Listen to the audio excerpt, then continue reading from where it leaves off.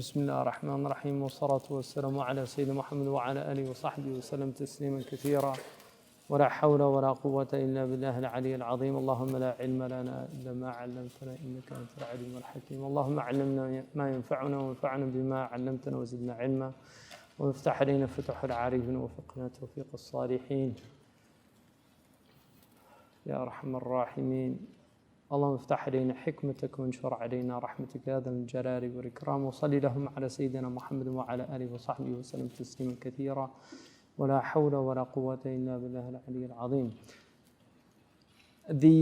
The section we got to was on the al-wadhifat al-sabi'a. So he's talking about the what students of knowledge should be occupied with. And obviously he's talking about students of Sharia knowledge, although these arguably could be applied to other types of knowledge.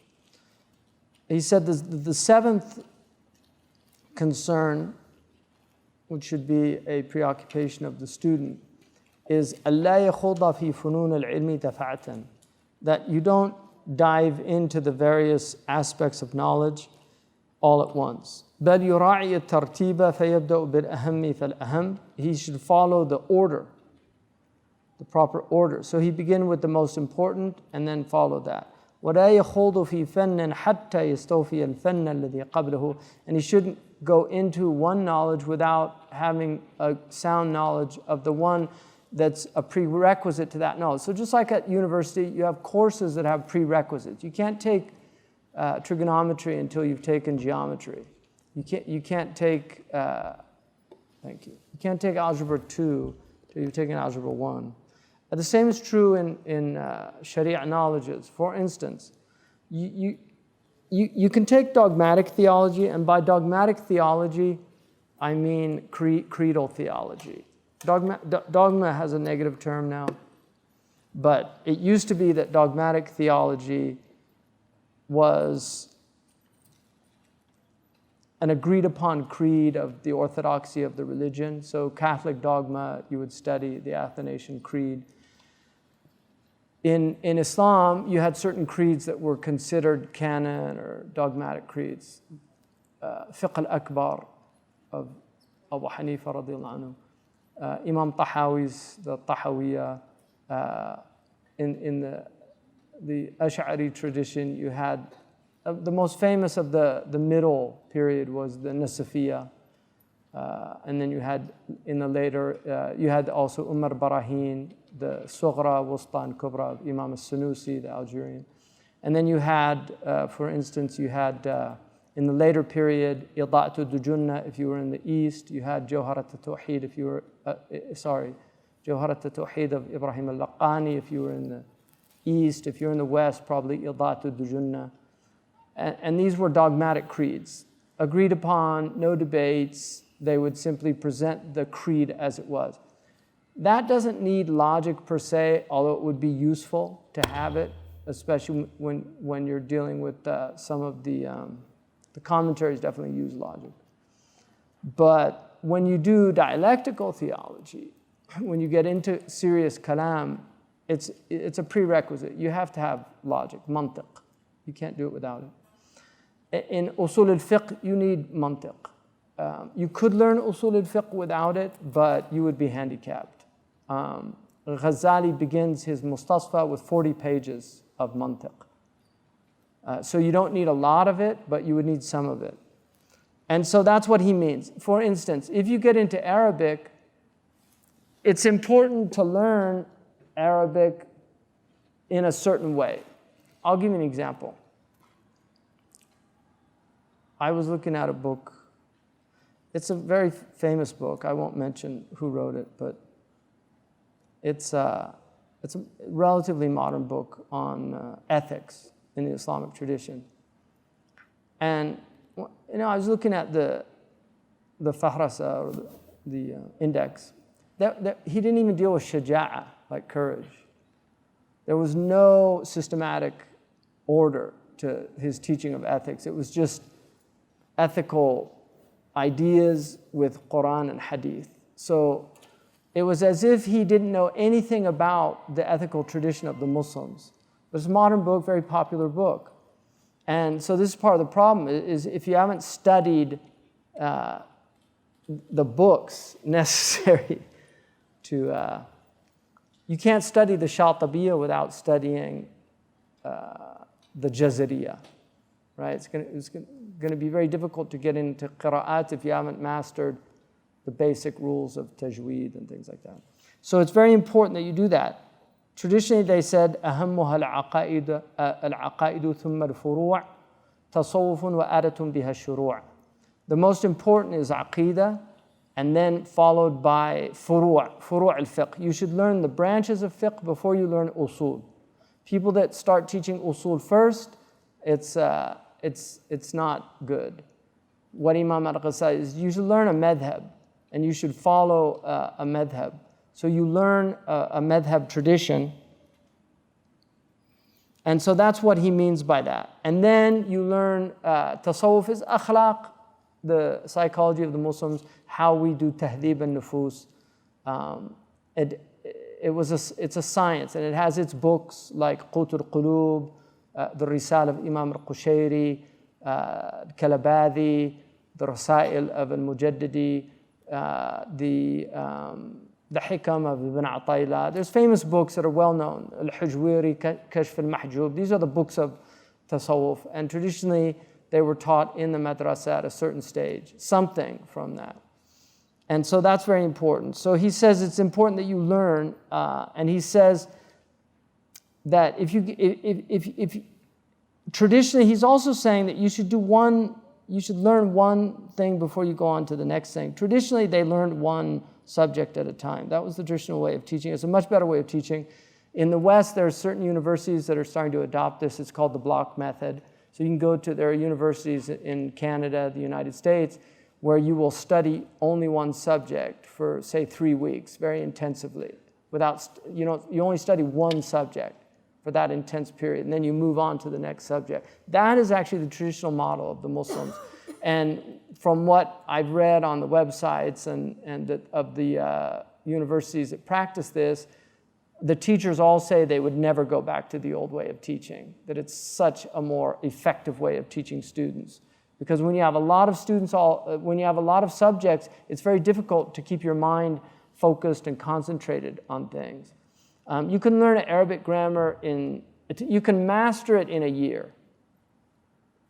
If you really put full time doing nothing else, you could really master it in a year. And that would obviously be already knowing it. You'd have to know Arabic already. I'm talking about just learning grammar and things like that. Sarf is a little more difficult because the vocabulary of Arabic is very extensive and it's very complicated. You have a lot of different ways of saying the same roots, but different things that change the meaning. So that's a little more complicated. But Nahw is not that hard. They make it much harder than it actually is. And so the thing he ends with is وَآلَةٌ بِهَا الشُّرُوعِ. You begin with the ala. And the ala is the Arabic language. The tool of Islamic studies, the sine qua non of Islamic studies is the Arabic. You have to learn Arabic. You cannot study the Islamic tradition without Arabic. You can learn Islam without Arabic, undeniably. You can. You can learn it in English, you can learn it in Urdu, you can learn it in Turkish, and you might have a better understanding than a lot of Arabs. But you cannot learn this tradition or master this tradition without Arabic. It's as simple as that. And the Quran is an Arabic phenomenon. It's not an English phenomenon. It's not a Turkish phenomenon. It is an Arabic phenomenon. It can only truly be experienced in Arabic. When you translate the Quran, it really does change the experience of the Quran, which is why a lot of people, when they read the Quran in Arabic, they have a completely different experience from when they read it, say, in English. It's just a very different book. It also is a very, even for Arabs, it's a very subtle book. It takes a long time to really grasp the subtle nature of the Quran. One of the most common techniques in Quranic Arabic is what's called iltifat, which is very complicated for Western people. And the iltifat is where you switch, you go from a first person to a third person. And it's very jolting. And for when you translate that, because that is actually a technique a rhetorical technique that has an effect. So for instance, Alhamdulillahi Rabbil Alameen, Ar-Rahman Ar-Rahim, Maliki Yawmiddin, Iyyaka na'budu. It begins, that's iltifat, to go from Bismillahir Rahmanir Rahim. So it's talking about, you're not talking directly to God in the name of Allah, the Merciful, the Compassionate, Ar-Rahman Ar-Rahim, the Merciful, the Compassionate. Alhamdulillahi Rabbil Alameen, Ar-Rahman Ar-Rahim. So praise be to Allah, the Lord of the worlds. So that's like speaking like a ghaib. You're not saying hamdan laka or ahmaduka. You're saying alhamdulillahi Rabbil Alameen, Ar-Rahman Ar-Rahim, Maliki Yawmiddin. Those are all, but then when you enter into the ubudiyya, you enter into the presence. Iyyaka na'budu wa iyyaka nasta'in. So this is the way the Quran works. It's difficult for people to grasp these subtleties in another language. And then there's a lot of words in Arabic. For instance, the prophets, when they speak to their people, they always say, Ya qawmi, Ya qawmi, Ya qawmi. You look at the prophets. Whenever they speak to the people, they say, Ya qawmi. But Isa ibn Maryam, when he speaks to them, he says, Ya Bani Israel. He doesn't say, Ya qawmi. Because qawm, you can only say qawm if your fathers are from those people. And in Sahih Muslim, the Prophet said, Afina gharib. And they said, so-and-so, he's from the akhwat. And he said, Ibn ukht al-qawm minhum. You know, so they knew that qawm, if somebody's not from the paternal lineage, he's not really from the qawm. And so Isa doesn't say Ya qawmi, he says Ya Bani Israel, because he can't say Ya qawmi, because he doesn't have a father from them. So that's something that you won't pick up in English. You have to know Arabic to that. لا يسخر قوم من قوم ولا نساء من نساء. So it's qawm and nisa. It's two different things. The qawm are not the women. They're the male lineage. And that's why the Quran distinguishes with the qawm. Don't let the males make fun of other males, and don't let the women make fun of other women, like that.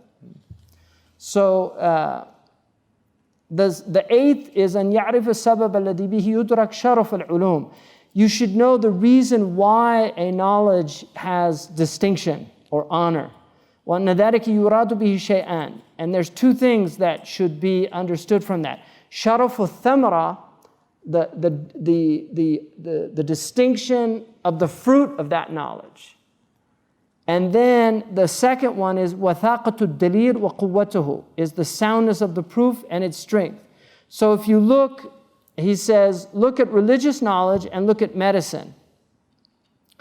One of them, the fruit of which is eternal life. The other one is worldly life that is limited. So medicine deals with the health of the body, and the body is dissipating before our eyes. Religious sciences deal with the health of the soul, and the soul is eternal. One of the unique aspects of human consciousness is you never feel different. Your body feels different, but your consciousness doesn't age. So when you're 70 years old, when you're 90 years old, the consciousness, the experience of consciousness is the same. It doesn't age, because the soul does not age. It grows, it can mature, but it doesn't age like the body. It doesn't. So, and then he says, if you look at, for instance, mathematics or astronomy, he says mathematics is more distinct. It has a greater distinction. Why? Because of the soundness of its proofs. Because astronomy, a lot of it is conjecture, because we don't know, we can't go up out there. We don't really know what's going on out in these galaxies. We look at them, we can see them. Maybe they're there, maybe they're not there. We think we're there, right? Who knows? But mathematics, the proofs are very strong. And so he's saying that is, for that reason, it's stronger. And then he says, from this you should know that the greatest of knowledges is the knowledge of Allah, His angels, His books, His messengers, and then the knowledge of the way to get to Allah with those knowledges. And so he says, فَإِيَّاكَ أَن تَرْغَبَ إِلَّا فِيهِ. So woe unto you if you should desire other than this. وَأَن تَحْرِصْ إِلَّا عَلَيْهِ, or that you should covet other than this. So that's important. The ninth occupation of the student أن يكون قصد المتعلم في الحال تحلية باطنه وتجميله بالفضيلة وفي المآل القرب من الله سبحانه وترقي إلى جوار الملأ الأعلى من الملائكة والمقربين. That the student should intend في الحال تحلية باطنه, to adorn his soul. Remember we had tazkiyah was the first, that's called takhliya. So the first occupation is that you should do takhliya, you get rid of your bad qualities. Here's the occupation of tahliya. So you have takhliya and tahliya. And this is you need the knowledge, you need the action, and then the al-amal zaid al-ilm, al-ilm zaid al-amal yuthmir al-hal. So knowledge, when it's accompanied with action, the fruit of it is a state.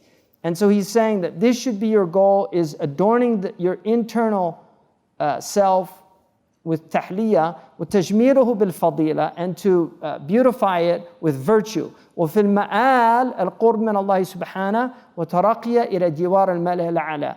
And then in terms of the long term, so you've got the hal and the ma'al. You know, the Arabs say halan wa ma'alan, now and later, right?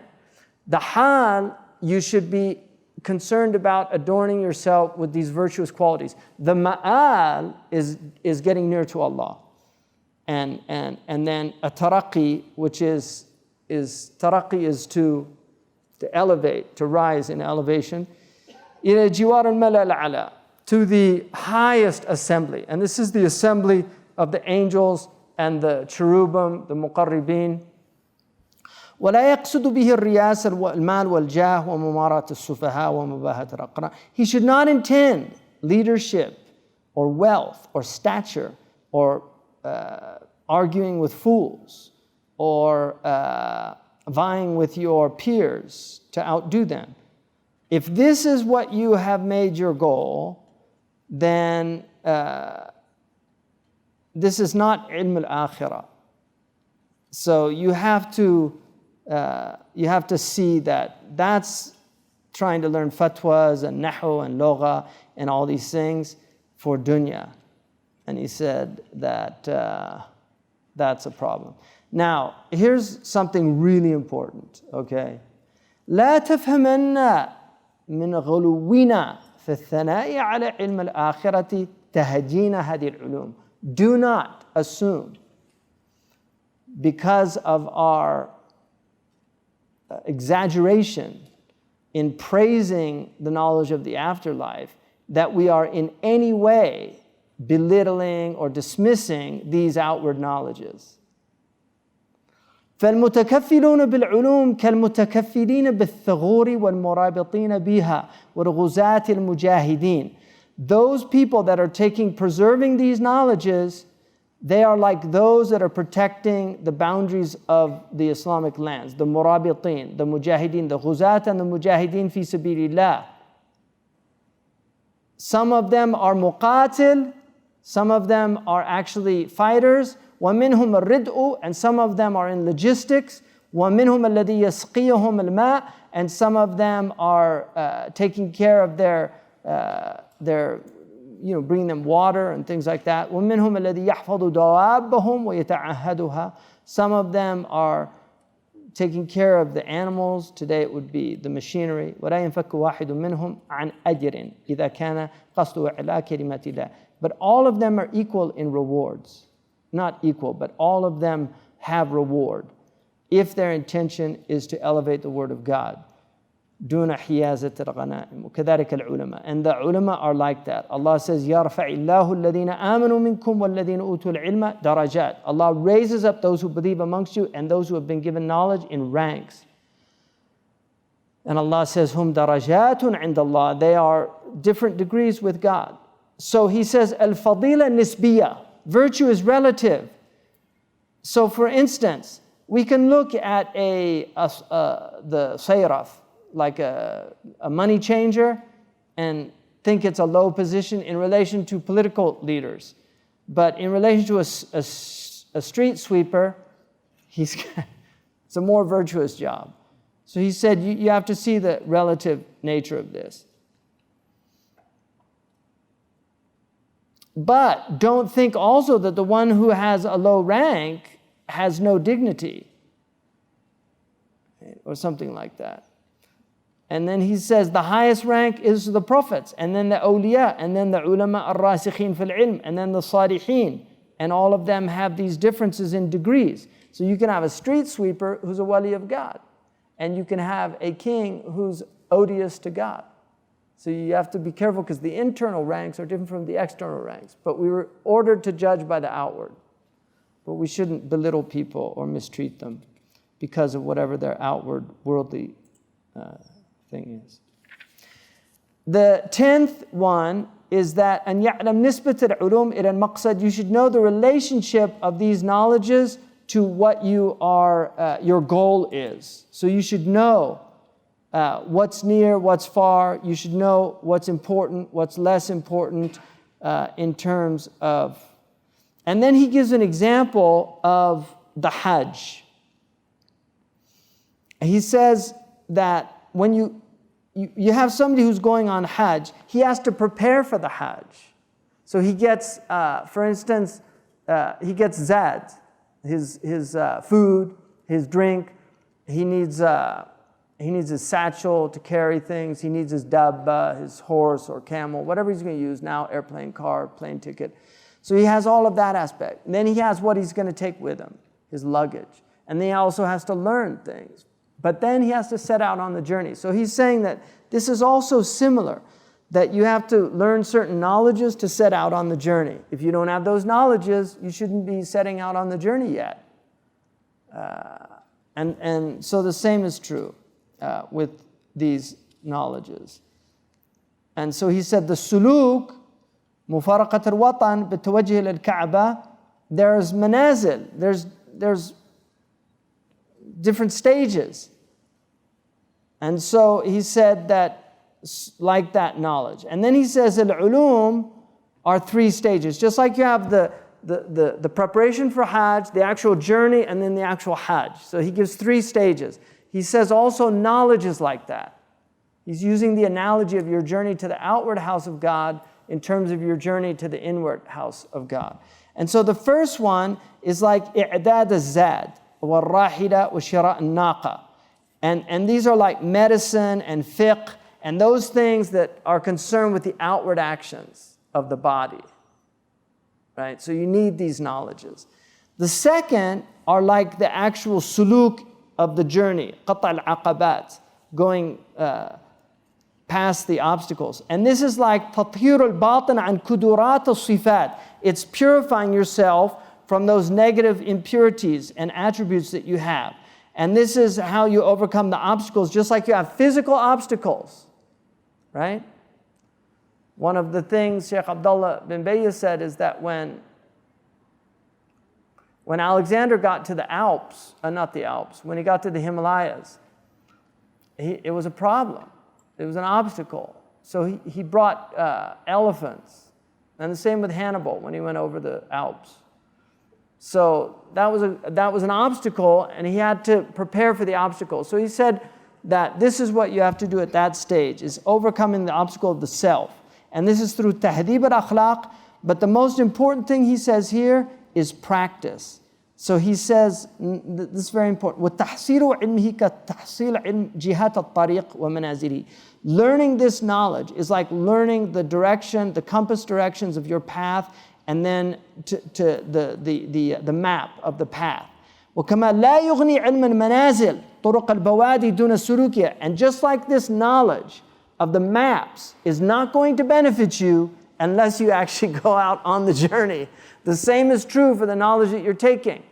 So you can learn the map, but if you don't set out, then the map was a waste of time. And he said, this is the practice. And the third, قسم الثالث, يجري مجرى نفس الحج وأركانه. It has the place of the actual Hajj and its pillars. وهو العلم بالله تعالى وصفاته وملائكته وفعله وجميع ما ذكرناه في تراجم علم المكاشفة. So these are the things, this is where he says, this is علم المكاشفة, and I've already told you I'm not going to talk about it. So you need the zad, the rahida, you need the map, and then you need to set out on the journey, which is the practice, and the arrival is the fruit that comes from that. He constantly talks about ilm, amal, hal. Ilm, amal, hal.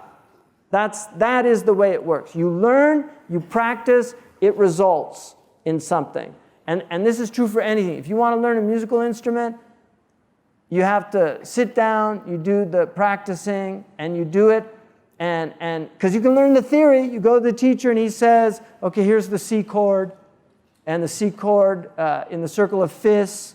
You can use a D chord after a C chord. You go to a G chord, and he'll show you how that works. But if you don't sit and do that practice, then the next week you come and he said, did you practice what we did last week? No. Well, you can't go. That's it. Stop. But if you keep practicing and doing that, slowly by slowly, the mystery of music comes out, right? The same for physical exercise.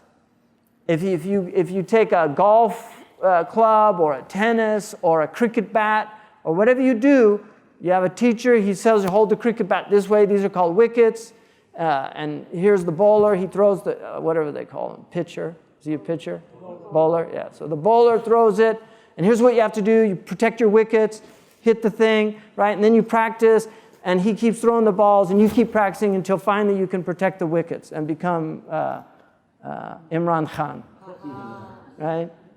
Right. So that Imran Khan didn't get there from reading books about cricket. He probably read books. He probably watched previous cricket players, films of them to see what they were doing. But it was his practice that created the exceptional performance. Right. Simple as that. Ilm, amal, hal. And this is why you see, one of the things about our civilization is it's a very low civilization because the only thing it really appreciates excellence in is in music and athletics, which is why I use those two examples. If you can play a musical instrument really well, you'll get millions of people following you on Twitter.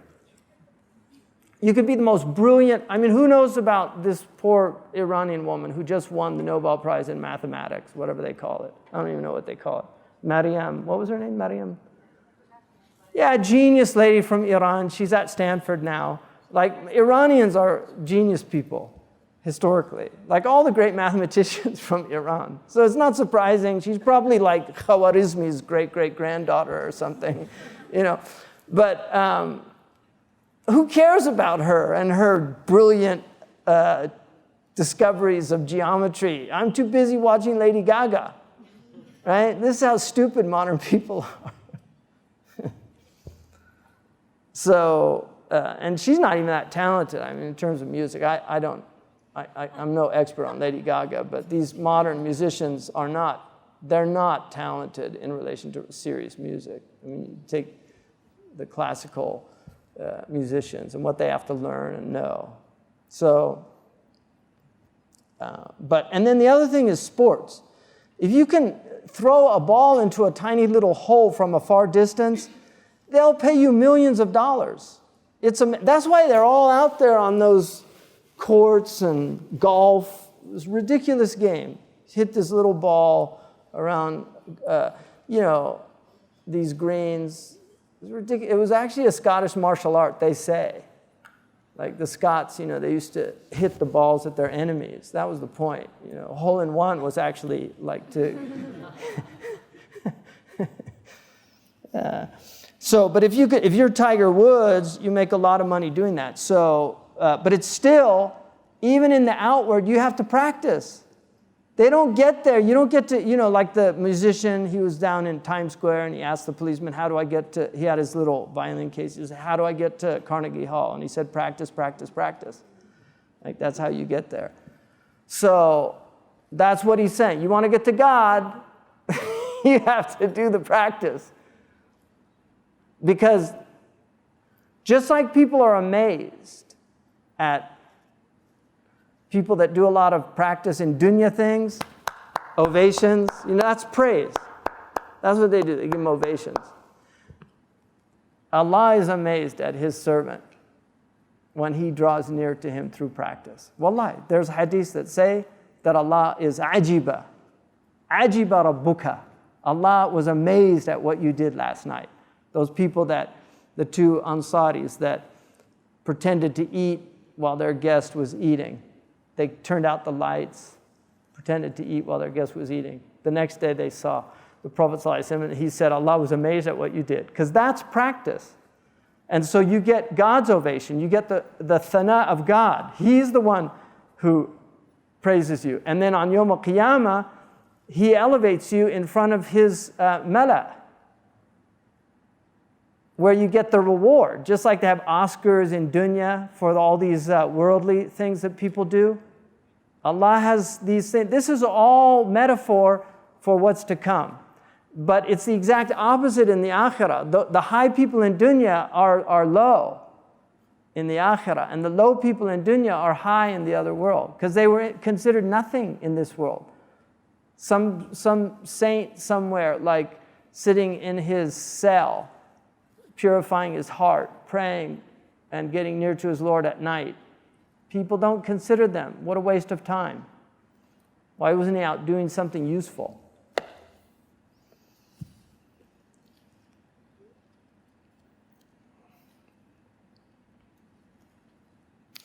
Now, another thing that I find really fascinating is, Imam al-Ghazali, who knows Maslow's hierarchy of needs? Yeah, a lot of you studied that, huh? Listen to this, because Maslow, this was considered this great discovery and ridiculous. Right? Like Mark Twain said, the ancients stole all their best ideas from us.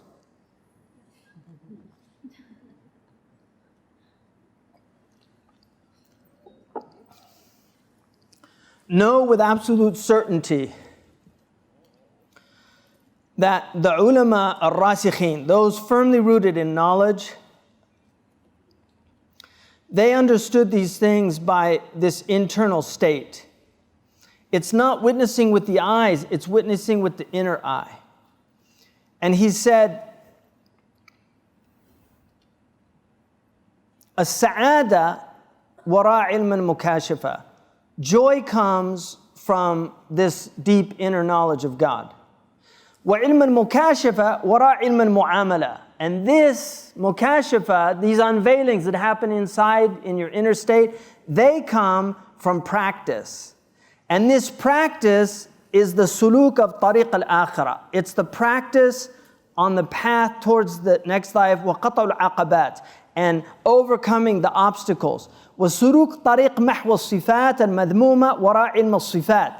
And taking the path of removing the negative qualities of your nature is behind the knowledge of these attributes. So you have to know the knowledge to get rid of those negative attributes. وَعِلْمْ طَرِيقَ الْمُعَالَجَةِ وَكَيْفِيَّةِ السُّلُوكِ وَذَلِكَ وَرَاء عِلْمْ سَلَامَةَ الْبَدَنِ وَمُسَاعَدَةَ أَسْبَابِ الصَّحَّةِ. And this knowledge that you need to know in order to traverse this path, behind that is a sound body. You have to be in good health. Your needs, your basic needs have to be taken care of. So he goes from what Maslow called self-realization, he would call mukashafa, which is the highest in this hierarchy of needs. Our need to really fulfill our true purpose, to have human flourishment. And this is based on good health. وَسَلَامَةَ الْبَدَنِ بِالِاجْتِمَاعِ وَالتَّظَاهُرِ وَالتَّعَاوُنِ الَّذِي يُتَوَصَّلُ بِهِ إِلَى الْمَلْبَسِ وَالْمَطْعَمِ وَالْمَسْكَنِ. And this is based on having food and drink and security. Food, drink, and a residence. وَهُوَ مَنُوطٌ بِالسُّلْطَانِ وَقَانُونِهِ فِي ضَبْطِ النَّاسِ. And this is based on having security. You have to have security. I mean, look, he's giving you it's even more sophisticated than this modern idea. So he's saying this is based, and this is why when you see all this anarchy in the Muslim world, people cannot flourish spiritually. You can't flourish when it's anarchy outside. In a city like Kunya, you can flourish spiritually if you want to.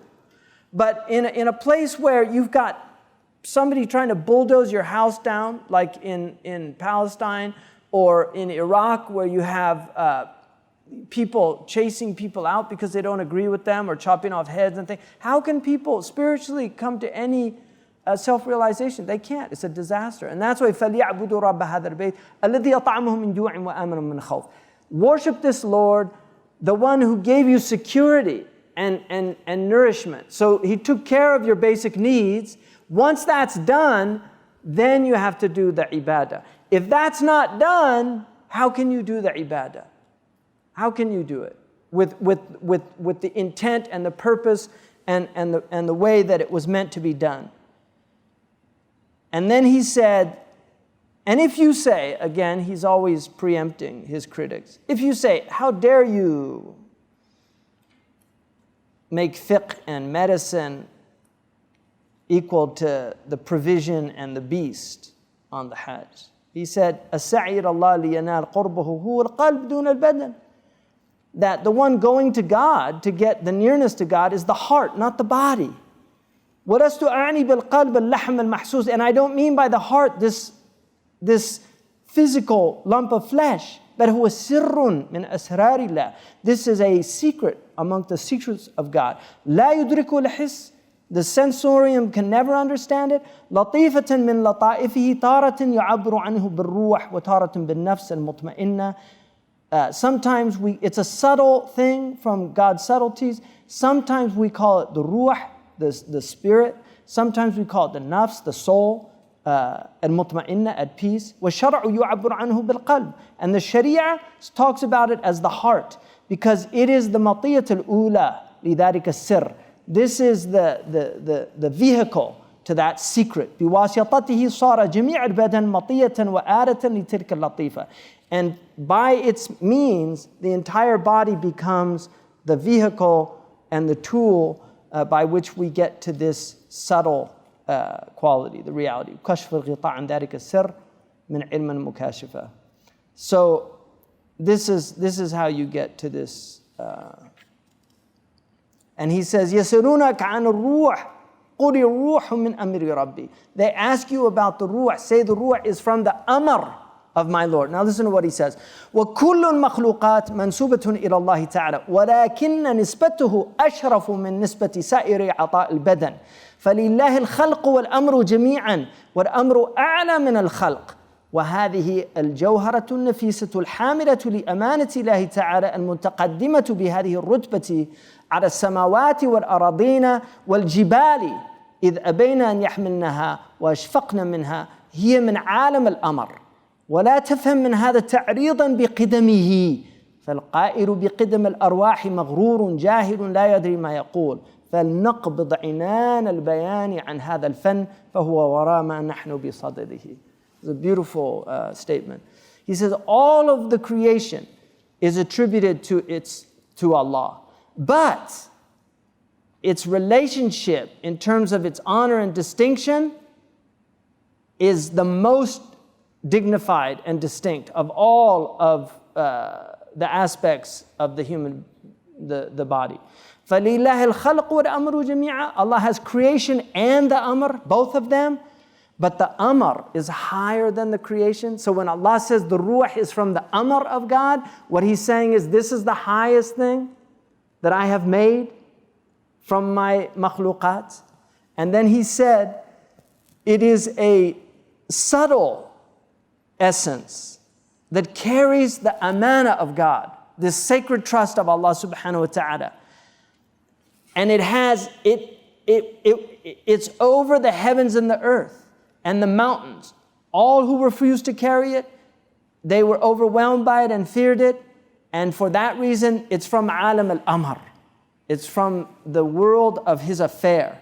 And then He says, but do not understand from this that I am in any way insinuating that the ruh is eternal, pre-eternal. In other words, it has qidam. We know it has azal. This is what's called ev-eternal in Western theology. Something that has a beginning but no end. So the soul has a beginning but no end. So He's saying the soul is not like God. God had no beginning, God has no end. هو الأول والآخر. First without beginning, الأول بلا ابتداء والآخر بلا انتهاء. He's the first without beginning and the last without end. The Ruh has a beginning, which is that it was created by Allah, by Amar, kun fayakun. And then he says, so we'll stop here. فَلْنَقْبِضْ. We're going to take hold of the reins. He said, I'm pulling back here. Inan al-bayan. I'm pulling back on the reins of expression because this is not the point of this book. Like, I'm not going to delve into these things here. وَالْمَقْصُودَ أَنَّ هَذِهِ اللَّطِيفَةِ هِيَ السَّعْيَ إِلَى قُرْبِ الرَّبِّ. The point of this subtle quality of the soul is that it goes towards Allah subhanahu wa ta'ala. فَكُلُّ عِلْمٍ مَقْصَدُهُ مَصْلَحَةُ الْبَدَنِ. Every knowledge, the benefit of which is bodily, it is from the benefits of this vehicle to God. And you should know, وَلَا يَخْفَى أَنَّ الطِّبَّ كَذَلِكَ. Medicine is from that. قد يحتاج إليه في حفظ الصحة على البدن, because we need medicine sometimes to protect the health of the body. And لو كان الإنسان وحده لا احتاج إليه والفقه يفارقه في أنه لو كان الإنسان وحده ربما كان يستغني عنه ولكنه خلق على وجه لا يمكن أن يعيش وحده. If a human being was alone in creation, maybe he wouldn't need these things like fiqh, because fiqh is really about how to be with other people and how to transact, and maybe he wouldn't, but he said he didn't. Allah created us as a collective being. We're a societal being, and so for this reason, we have to understand that these things are to help us. And then he says something very interesting. He said that no matter how much people become confused, no matter how much their passions overwhelm them, no matter how much the asbab al-shahawat wa tanaza'u wa taqatilu, no matter how much they differ, how much they fight, even when they're on the verge of destruction, and sometimes leading to destruction, he said, وَكَمَا يَحْسُرُ هَلَاكُهُمْ بِسَبَبِ تَضَادِ الْأَخْلَاطِ مِنْ دَاخِلِ. Sometimes the body is destroyed because of internal problems. It's medicine that helps balance the body. And just like that, it's politics that helps balance the society. فعلم طريق اعتدال الأخلاق طب وعلم طريق اعتدال أحوال الناس في المعاملات والأفعال فقه. So the knowledge that keeps the body balanced, we call it medicine. The knowledge that keeps the society balanced, we call it fiqh or jurisprudence or law. وكل ذلك يحفظ البدن الذي هو مطيع. And the point of all of this is to protect the body so it can take its journey to God. Health in its body and health in its social body, because both of these will help the person on their journey to God. You can be healthy in your body, but if your society's insane, you're not going to be able to be on your journey. It's too crazy. So you're depressed, you're looking outside, you look out the door. How can you sit and be present with your Lord when you've got somebody shooting rockets at you? Or F-16s flying over or dropping bombs on you? You can't. It's not possible. And that's why these sciences are so important. We need rightly guided leaders. We need enlightened politicians.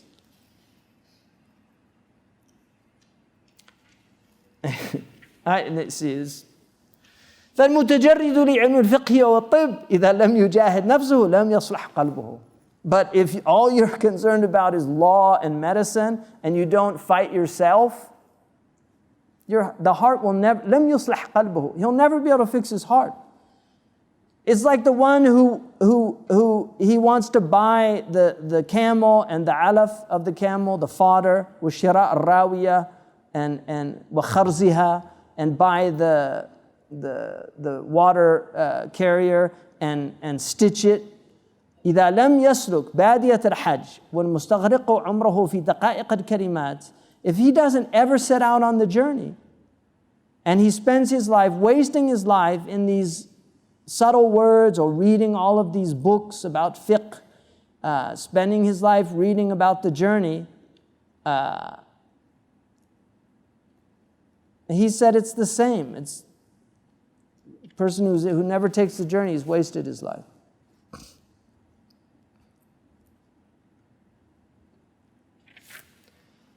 فتأمل هذا أولا. So think about this. وَاقْبِلَ النَّصِيحَ مَجَّانًا. Take my advice for free. He said, I'm giving you free advice. مِمَّنْ قَامَ عَلَيْهِ ذَلِكَ غَالِبًا. From somebody who did all this stuff that I'm talking about. Like he's an expert at this. وَلَمْ يَصِلْ إِلَيْهِ إِلَّا بَعْدَ جَهْدٍ جَهِيدٍ. And I only got to I only arrived after great struggle. So he's saying, look, I made the journey and I wrote the map for you. Here's the map. I took the journey to prove to you that it could be done. So here it is. And here's the map. I'm giving it all to you. Majanan. Not asking any money. Here it is. So take it or leave it. Now, this is the toughest part for me. Bayan wada'if al-murshad al-mu'allim. So now he's going to talk about teachers, right? So now you all know you're not students. So you can now find out I'm not a teacher. اعلم أن للإنسان في علمه أربعة أحوال. There's basically 4 states in terms of knowledge. كما له اقتناء الأموال. Just like you earn money, إذ لصاحب المال حال استفادة فيكون مكتسبا. You're either earning money, so you're مكتسب, right? Or حال اتخاذ لما اكتسبه فيكون به غنيا عن السؤال. Or you're hoarding your money, keeping it in the bank, and this means that you're ghani, so you don't need to ask people for things because you've got what you need. وحال إنفاق على نفسه فيكون به منتفعا. Or you're spending it on yourself and therefore you're benefiting from your money. وحال بذل لغيره فيكون سخيا متفضلا وهو أشرف أحواله. Or you are expending it on others and showing generosity and bounty and virtue through that. And this is the best of the 4. So he said, just like that, knowledge is the same. It's like money. So you have the talab wa iktisab. Just like you go out and search for money, do things to get money, he said same thing. You go out to search for knowledge, you acquire the knowledge. And then حال تحصيل يغني عن السؤال. You get to a point where you don't need to ask people anymore because you know. If you know how to pray, you don't have to ask somebody, how many arkan of the prayer? What do I do when I do this? I think I made a mistake on the sunnah. Do I have to do sahu or not? If you learned your fiqh, أغنيت نفسك عن السؤال, that you don't need to ask people, right? So just like a rich man doesn't need to go out and ask people for money, a person who's learned doesn't need to go out. So then he says that وحال تحصيل يغني عن السؤال وحال استبصار وهو تفكر في المحصل والتمتع به.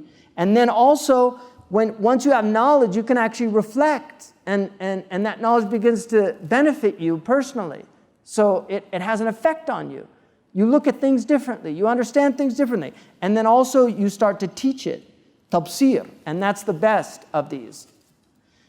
فمن علم ما عمل فمن علم وعمل وعلم فهو الذي يدعى عظيما في ملكوت السماء. So the one who learns, who acts according to his knowledge, and who teaches that knowledge, he is called great in the heavens. He's called great in the ملكوت السماء. فإنه كالشمس. He's like a sun. تضيء لغيرها وهي مضيئة في نفسها. It gives light to others, but it itself is illuminated. وكالمسك الذي يطيب غيره وطيب. Like musk, that it's pure in itself, it has a beautiful scent, and it gives beautiful scent to others. And then he says, and the one who teaches but doesn't act, he's like a notebook. Benefits others, but it's of no benefit to himself, right? Allah subhanahu wa ta'ala says that they're like the one, كَمَثَلَ الْحِمَارِ يَحْمِلُ أَسْفَارًا, like a donkey that carries the books of knowledge on its back but doesn't benefit from it. بئس مثل. And then he said, كَالْمِسَنْ, like the whetstone. The misan is the mishhad, like you make sharpen the knife with it. Like a misan, الذي يشحذ غيره ولا يقطع. So it sharpens something, but it doesn't cut itself. The whetstone is dull. So that's a scholar that doesn't act. He's like a whetstone. وَالْإِبْرَةَ الَّتِي تَكْسُو غَيْرَهَا وَهِيَ عَارِيَةٌ. Or like the ibra that stitches something else but itself is naked. وَذُبَالَةَ الْمِصْبَاحِ تُضِيءُ لِغَيْرِهَا وَهِيَ تَحْتَرِقُ. Or like the wick of a lamp, you know, the old-fashioned lamps, that it lights for others but it itself burns itself up.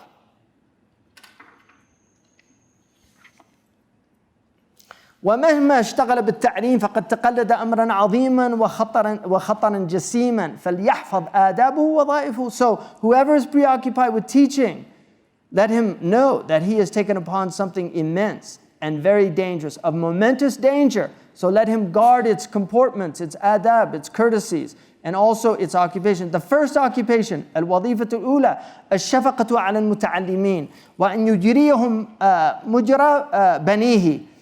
The first one is that he's compassionate with the students and he should consider them like his children. The Prophet ﷺ said, إِنَّمَا أَنَا لَكُمْ مِثْلَ الْوَالِدِ لِوَلِدِهِ. I am like a father to his child. فَإِنَّ قَصْدُهُ إِذْ إِنْقَاذَهُم مِّن نَارِ الْآخِرَةِ. Because his intention is to save you from the fire of the next life, just as the father here, or the parent here, the mother, will attempt to save you from the fire of the dunya. So the mother, you know, I was with one of the mothers tonight, and the child got right next to the curb, and she grabbed the child, pulled it back. Why? Because the instinct is to protect the child. Even though the child wasn't in danger, there's still the instinct is maybe they'll get into danger. This is the way the prophets are with humans. They see them literally about to enter a fire, and they're trying to grab them and pull them back with their wa'd, with their irshad. And the same way for the teachers that know, if they really have that knowledge and they know what this thing means and what this is about and what human beings are in. They want to save people, they want to help, they want to chop off their heads, they want to save their heads. They want to help them.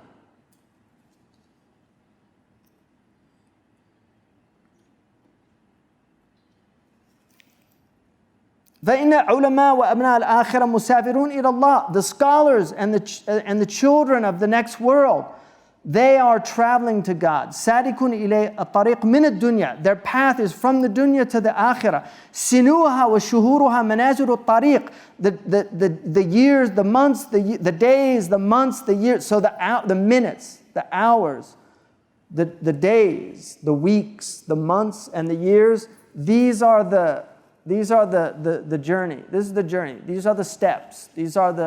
Every breath is a step towards the akhirah. And so you have to have compassion for people. One of the most interesting things, because I do a lot of traveling, and what I've noticed over the years of traveling, people are incredibly well behaved when they travel. It's actually quite rare. When you're at airports, people really are on their best behavior. It's very interesting.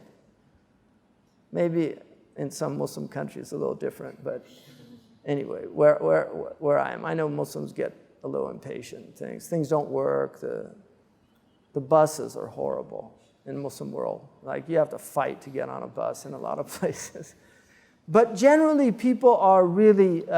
Muslims are actually quite good on Hajj. You know, if you look on Hajj, because they remember it's a spiritual journey, and you can remind them. You know, Sallu ala Nabi. You know. Udkur Allah, you know, people say that and then they kind of come back. But generally, when people are on a journey, they're actually well behaved at airports. And if somebody gets rude and upset, people really get upset about it. I've seen this many times. When one person starts getting upset or giving the lady a hard time at the counter, other people get upset. And people will come up to her afterwards and apologize. And she'll be like, no, I know, people get stressed out and things like that. But there's something very interesting. What he's saying is, this is a journey. وَالتَّرَافُقْ فِي الطَّرِيقِ بَيْنَ الْمُسَافِرِينَ إِلَى الْأَمْصَارِ سَبَبَ التَّوَادُ وَالتَّحَابُ. This kindness that you show to fellow travelers, this is what engenders love. You know, just being kind to fellow travelers. Because we're all on this journey together. Everyone, we're all going to die. Everybody, we're all going to die. We don't know when. We have a general idea. You know, if you're 20, you might live to be 70, 80, even maybe 90. These days, maybe even 100. But it's going to max out 120 maybe. And most people, you get to a certain age and you're kind of looking forward to the thing coming to a close. My mother told me my mother's 94 this year, and she was at a, and she's been sick for the last 5 years, but alhamdulillah, she's been doing well. But she was at a grocery store, and there was another older lady there. And they were looking at all these horrible magazines they have, at the counter as you're checking out. There's all these magazines. And the lady looked at the magazine, and then she looked at my mom, and she just said, "Aren't you glad we're on our way out?" Because it's just getting so weird. I mean, my mother grew up in a very different world. When she was born, there was an Ottoman caliph. People forget that. There's people alive today when there was an Ottoman caliph. But it was a very different world. People generally had courtesy. There wasn't all this anger. Generally, people were actually quite, even when I was younger, much younger, there was a lot more just basic courtesy. People are much ruder today. It's nice to be in a place like Turkey where you still see a lot of courtesy. It's really nice. Right? You agree? It's different, isn't it, from where you grew up? Yeah. Because we have, Sarah was in America and she's been here, and that's what she told me. It's really nice. It's nice to see normal people that don't have purple hair and tattoos all over their bones out of their noses and, taking soap suds or whatever they call them, eating other people's noses and things like that, right? I mean, the demons have just come out in full force. So he's saying, we should just take care of each other on this journey. وَالْعَادِلُونَ إِلَى طَلَبِ الرِّيَاسَةِ بِالْعُلُومِ خَارِجُونَ عَنْ مُوجِبِ قَوْلِهِ تَعَالَى.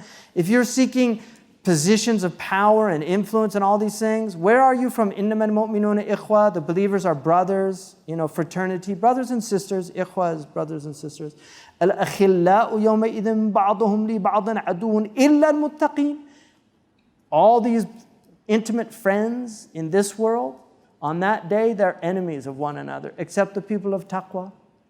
So if they're friends in the next world, they certainly should be friends in this world.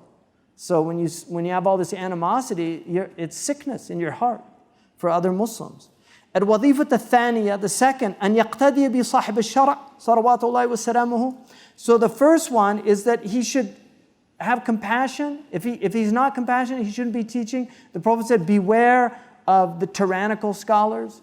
Beware of scholars. Imam Shafi'i has some lines that are very famous about being patient with a harsh teacher. And teachers tend to be, there are Jalali teachers and Jamali teachers. Some of the ulama say the Jalali teacher actually does you a favor because it's harder to have bad adab with them. So it just depends. Some teachers are a little tough, and we have many examples of great teachers in the history of Islam that were very harsh. And then, in the West, I remember, I played high school football, and I thought my coach hated me. He was just so hard on me. I literally thought he hated me. And I saw him, like a year after I got out of high school, I saw him. And he said, "Hey, how you doing?" And Mr. Jackson. And we went and sat down. We actually had a conversation. And I asked him, I said, what'd you have against me? He says the opposite. You were actually my favorite person on the team. I was like, thanks. So he was actually like, it was out of love that he was being so hard on me. But I didn't know it at the time. So sometimes it's like a parent. You think they're being hard on you, but very often it's because they love you. And some parents, they have different philosophies. Some believe that the best thing they can do is let you know how harsh the world is. That to cuddle you and comfort you too much is actually doing you a great disservice, because when you get outside of the house and realize how brutal the world actually is, you haven't been prepared for it, and then you're too sensitive. And that's why traditionally women were protected from the world, because their sensitivity is important for humanization of people. That if the women go out into the world and become desensitized, then where is the rahmah in the world? That's what's happened, all these modern women working and becoming like men. Even the tone of their voice has gone down a couple octaves. You know, in America, like here, you still hear these really high-pitched female voices. Just watch the women on CNN or any of these things. They've all like dropped 2 octaves, right? So even they lose that quality. You know, and politicians, it's very difficult for female politicians because when they give their speeches, they have to be very careful about getting into that shrill, a high-pitched, that they actually consciously are aware of that because you know, it's inappropriate for a woman traditionally to do that. Like men can do that in speeches and things like that, but when a woman does that, it has a different effect. And this again gets back to polarity and this complete lack of acceptance that there are serious biological differences between these 2 aspects of the same species. That men and women are different, right? Martians and Venetians, whatever you want to call it, you know, there's different ways of looking at it, but you know, brain sex is worth reading. There are several books that have been done on this, just about these differences between estrogen, between Pitocin, between testosterone, the effects that these have on us. You give women testosterone and they start behaving like men. They even grow hair on their chest, right? You give men estrogen, they start behaving like women, right?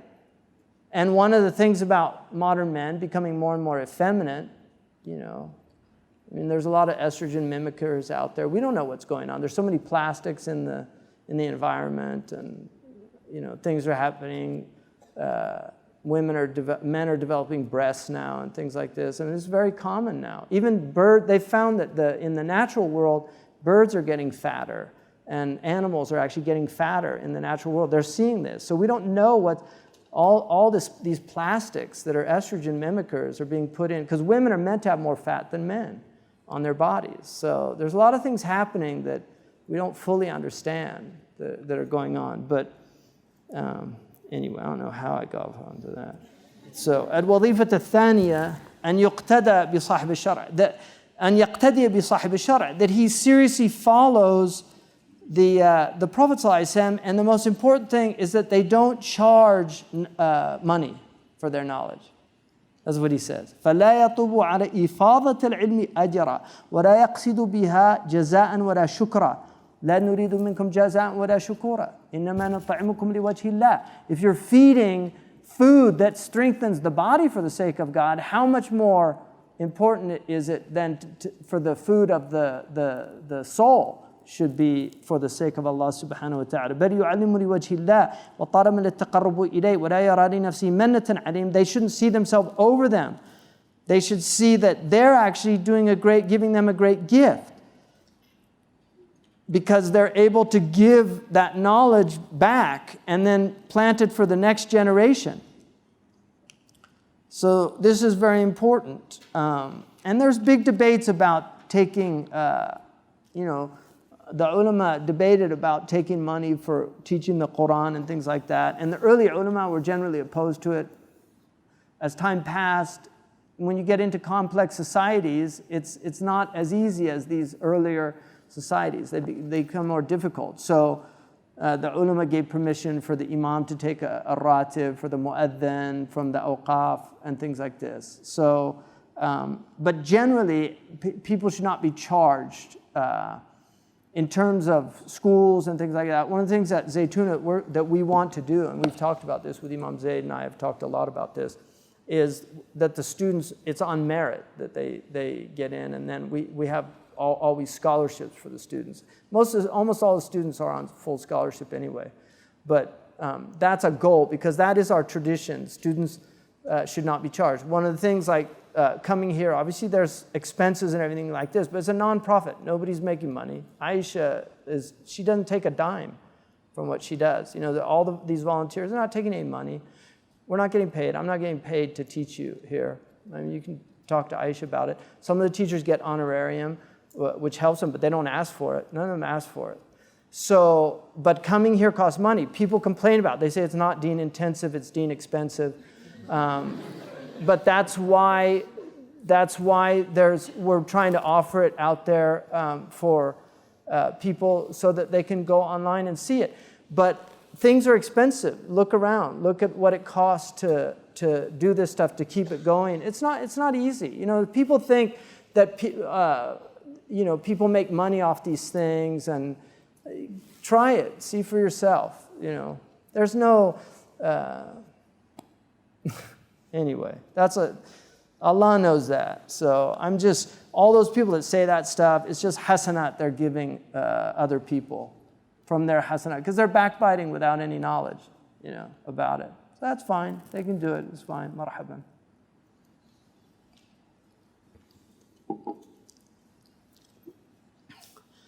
Allah says, وَيَا قَوْمِ لَا أَسَرُكُمْ عَلَيْهِ مَالًا إِنْ أَجْرِيَ إِلَّا عَلَى اللَّهِ. I'm not asking you for any money. My reward is with Allah. إِنَّ الْمَالَ وَمَا فِي خَادِمُ الْبَدَنِ وَالْبَدَنِ مَرْكَبُ النَّفْسِ وَمَطِيَّتُهَا.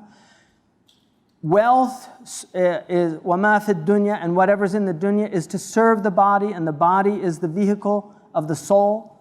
وَالْمَخْدُومُ هُوَ الْعِلْمُ, and what is serviced is knowledge. إِذْ بِهِ شَرَفُ النَّاسِ, because by it the soul is honored. فَمَنْ طَلَبَ بِالْعِلْمِ الْمَالِ كَانَ كَمَنْ مَسَحَ أَسْفَلَ مَدَاسِهِ وَنَعْلِهِ بِمَحَاسِنِهِ لِيُنَظِّفُهُ. So that's like somebody, if you're seeking knowledge for money, or teaching knowledge for money, he said you're like the one who's wiping the bottom of his shoe with in order to clean it, the thing that you're trying to clean it by wiping the bottom of your shoe. It's crazy. فَجَعَلَ الْمَخْدُومَ خَادِمًا. He makes what should be served the servant, and he makes the servant what's served. وَذَلِكَ هُوَ الْإِنْتِكَاسِ. This is inversion. عَلَى الرَّأْسِ. It's like you're walking on your head. ومثله هو الذي يقوم في العرض الأكبر مع المجرمين ناكسي رؤوسهم عند ربهم. And this is why on the Ard al-Akbar there are people that walk on their heads. There are people that literally tipped upside down because they lived their life inverted. Their feet were in the heavens and their head was in the dunya. فانظر كيف انتهى أمر الدين إلى قوم يزعمون أن مقصودهم التقرب إلى الله. So look at the affair of our religion amongst these people that claim to be getting near to Allah by studying fiqh and kalam and teaching and all these things. All they're trying to do is get money and stature. يتحملون أصناف الذل في خدمة السلاطين لاستطلاق الجرايات. They're just trying to get salaries from the rulers. ولو تركوا ذلك لتركوا ولم يختلف إليهم. And then he says something really interesting here. ثم يتوقع المعلم من المتعلمين يقوم له في كل نائبة. The teacher expects these students to do everything for them. وينصر وليه ويعادي عدوه, to stand by them and defend them against every enemy. ينتهض حمارا له, get up and get his donkey for him. مسخرا بين يديه في أوطاره فإن قصر في حقه. And then if he stints him, ثار عليه, he gets angry. صار من أعداء أعدائه, he becomes angry at him. فاخسس بعالم. What a wretched scholar this is. يرضى لنفسه هذه المنزلة. He's content to be in this state and then he's happy about it. He has no shame. So you look at the signs and you see for yourself at the delusions that these people have. الوظيفة الثالثة ألا يدخر من نصح المتعلم شيئا. He should not stint on giving sincere advice to the student. He should warn him and help him on his path and remind him that he should not seek knowledge for dunya and all of those things. And Sufyan al-Thawri, rahimahullah, once was seen, he was very depressed, and somebody said to him, Malaka, what's wrong with you? He said, Sirna matjaran li abna' ad-dunya. We've become a shop for the worldlings, the children of this world. Yalzamuna ahaduhum, they cling to us, they spend a lot of time, hatta idha ta'allama, until they get knowledge, ju'ila amidan aw qadiyan aw qahramana, until they become a government agent or a qadi, a judge, or a qahramana. It's like an executive, somebody that's put in charge of something. الوظيفة الرابعة هي من دقائق صناعة التعليم أن يزجر المتعلم عن سوء الأخلاق بالطريق التعريض. He said this is one of the subtleties of the art of teaching, and that is that he prevents the student from bad character, but he does it with ta'reed, ما أمكن. He does it in a subtle way as best as he can. لا يصرح بالطريقة الرحمة لا بالطريقة التوبيخ. He does it with mercy, not with harshness. فإن التصريح يهتك حجاب الهيبة. Because if you do that, it removes the hijab of awe. ويورث الجرأة على الهجوم بالخلاف. And it will actually create in them this desire to, and that's why this desire to rebel. So you should do that. The Prophet ﷺ said, لو منع الناس عن فت البعر لفتوه وقالوا ما نهينا عنه إلا وفيه شيء. That the Prophet ﷺ said, if people were prohibited from splitting open the dung of a camel, they would split it open and say, the only reason we're told not to do it, there must be something in it. Right? This is a human nature. فَيُنَبِّهُكَ عَلَى هَذَا قِصَّةُ آدَمَ وَحَوَاء. And this is one of the meanings of the story of Adam and Hawa. They were told not to go to that thing. And he said, this story wasn't mentioned, he said, مَا ذُكِرَتِ الْقِصَّةُ مَعَكَ لِتَكُونَ سَمَرًا. This wasn't mentioned as a conversation piece. Right? This was mentioned for us to learn from it. And so he said, it's better to do this subtly. And he said, intelligent people will understand the meanings. الوظيفة الخامسة أن المتكفل ببعض العلوم لا ينبغي أن يقبح في نفس المتعلم العلوم التي وراءها. And then the one who knows some knowledges, he shouldn't make the other ones appear ugly to the student. So there's people that you get fuqaha that don't like grammar. And this happens. They just say, oh, just learn what you need, that's it, and don't waste your time with this. But you need grammarians, you need people to master grammar. So he's saying don't do that. And you'll have people that incline towards grammar. They love grammar, and that's a secret from God for them to preserve language. It's important to have grammarians, you need that. And so that's important. And then he says,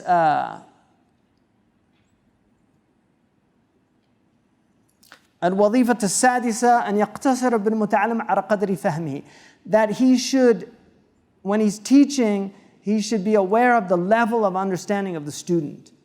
Because if he gives him too much, that it will end up having the opposite effect. ويخبط عليه عقله. He could end up actually harming his intellect. And this is Sayyid al-Bashar, who said, نحن معاشر الأنبياء أمرنا أن ننزل الناس أو ننزل الناس منازلهم ونكلمهم على قدر عقولهم. We, the generation of prophets, we were commanded to deal with people according to their rank and stature. Every person give them their due. And he said, and to speak to people at the level of their intelligence, their على قدر عقولهم. Not to go فليبث إليه الحقيقة إذا علم أنه يستقل بفهمها. So he can tell him things if he knows that he can understand it. And the Prophet ﷺ said, ما أحد يحدث قوما بحديث لا تبلغ عقولهم إلا كان فتنة على بعضهم. Nobody will talk to people with words that their intellects cannot comprehend, except it will be a fitna for some of them. And unfortunately, one of the problems today is the internet. So you're getting all these different people, and they misunderstand things because a lot of people don't know language anymore. They don't know, for instance, conditional sentences. If you say, I'll give you an example from my own personal experience. If you say, if there are any martyrs, they would be the firefighters, right? That's not saying the firefighters were martyrs. If you understand how language works, it's not saying that.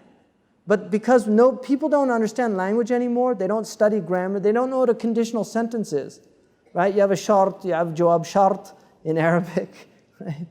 So this is a big problem for people that actually speak. And unless you want to become like Tarzan English or something, and this is basically texting, right? It's Tarzan, me Tarzan, you Jane, LOL.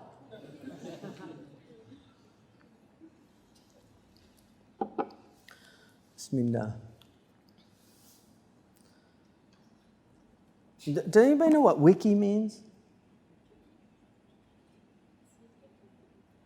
It's short for what I know is. So strange, yeah. It's interesting that the Prophet said, Kufr, he said that the Dajjal would have kafara on his forehead and fahajja'ahu. In the hadith it says, he spelt them out. It's so fascinating. Because Arabs don't use acronyms. They don't use initials for things. But this is a civilization, it's all initials. They don't say Kentucky Fried Chicken, they say KFC, right?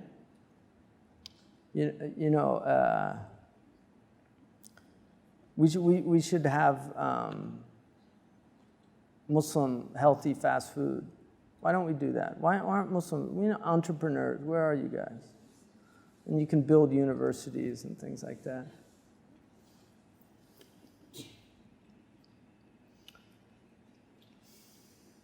What time is it? How much more time? 15 minutes? Okay.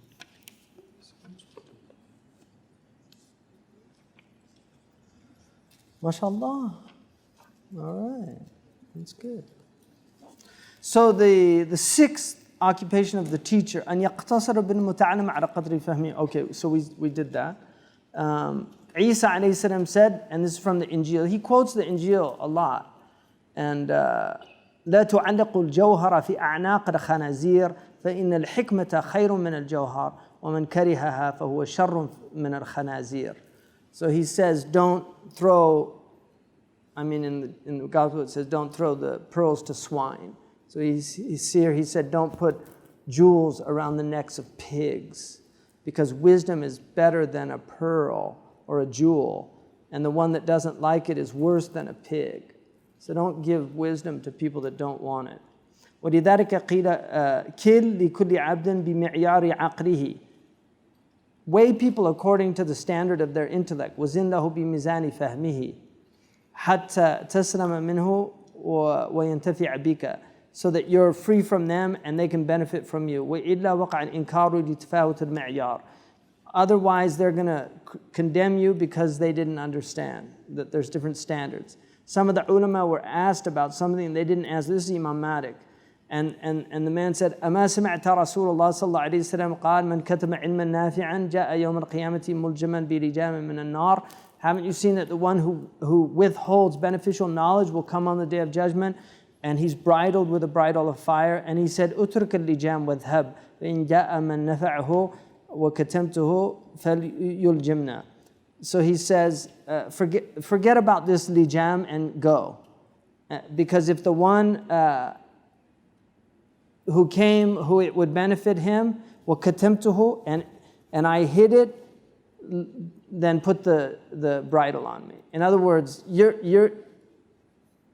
you're not capable of understanding. I'm not hiding the knowledge. It's just you're not worthy of that knowledge. So if the one who comes who's worthy of it and I hide it, then put that bridle on me. Allah says, لا تؤتوا السفهاء أموالكم. Don't give fools your money. تنبيه على أن حفظ العلم ممن يفسده ويضره أولى. And money is more important than knowledge. So don't give fools knowledge either.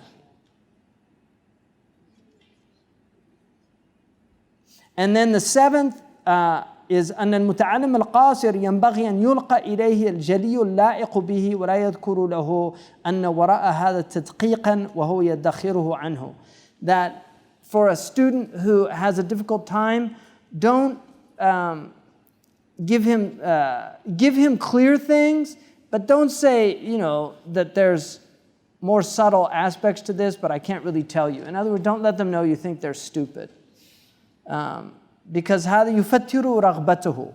This will wear him out. It'll exhaust him, make him lazy. He'll lose his himma. يشوش عليه قلبه, and it'll just cloudy his heart. ويهمل البخل به عنه, and then he'll think bad thoughts about you that you're just withholding from him, because he said every idiot thinks he's smart. So, and he said أضعفهم عقلا هو أفرحهم بكمال عقله. The people with the weakest intellects are often the people that think that they have the best ones. So, it's a problem. وبهذا يعلم أن من تقيد من العوام بقيد الشرع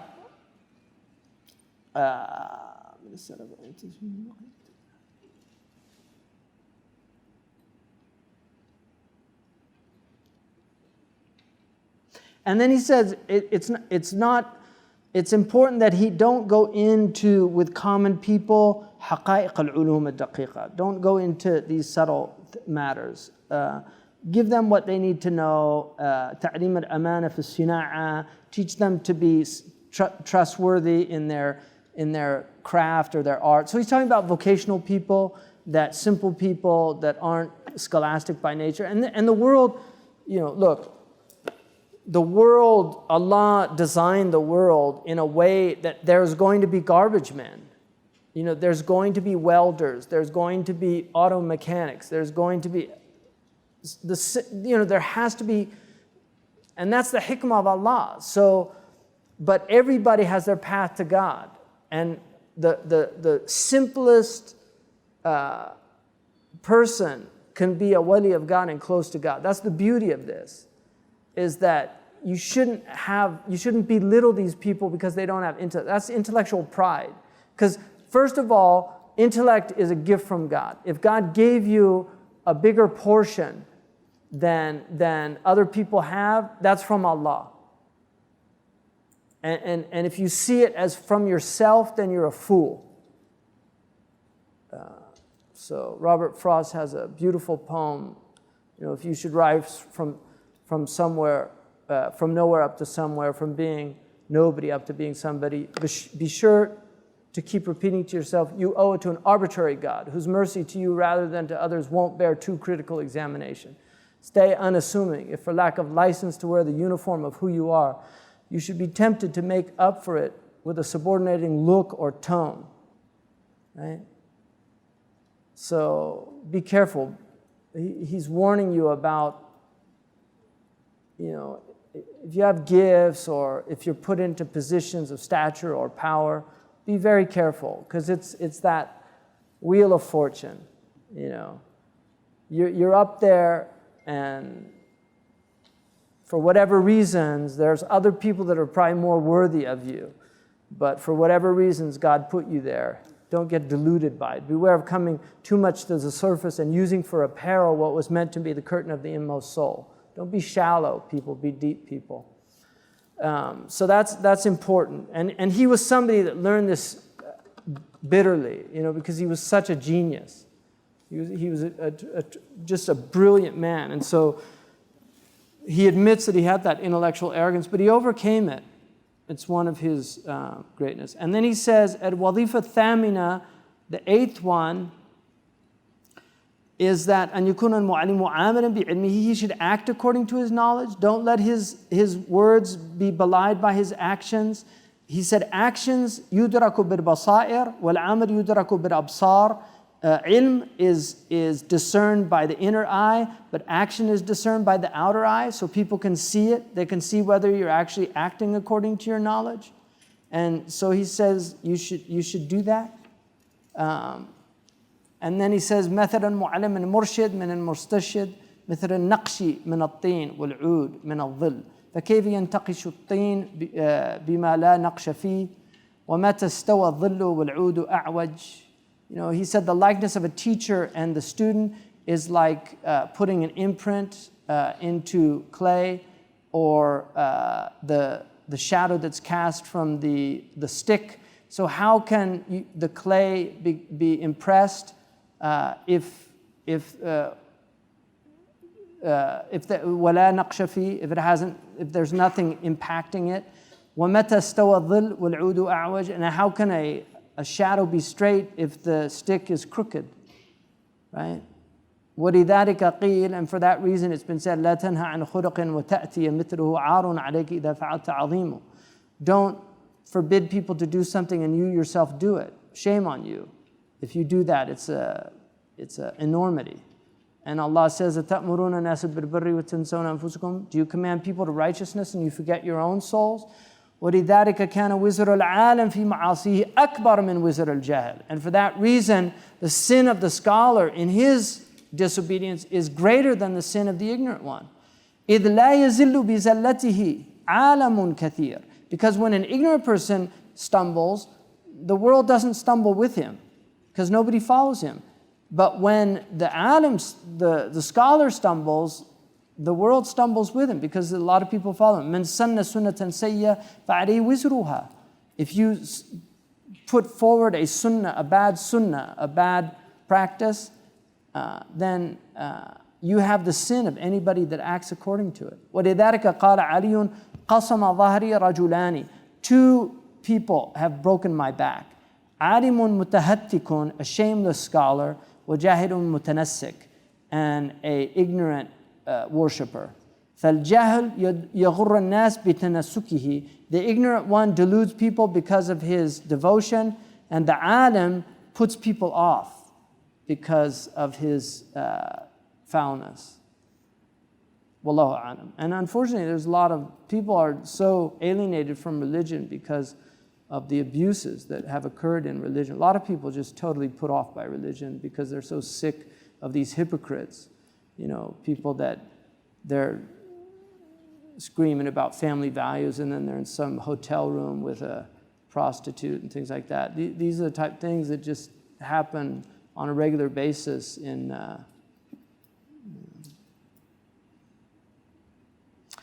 I'm going to just start this quickly and then actually why don't we just, because I'm actually going to finish inshallah.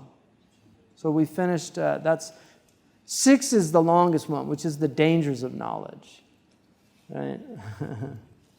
And he tells you how to identify bad scholars. Maybe I'll skip that one.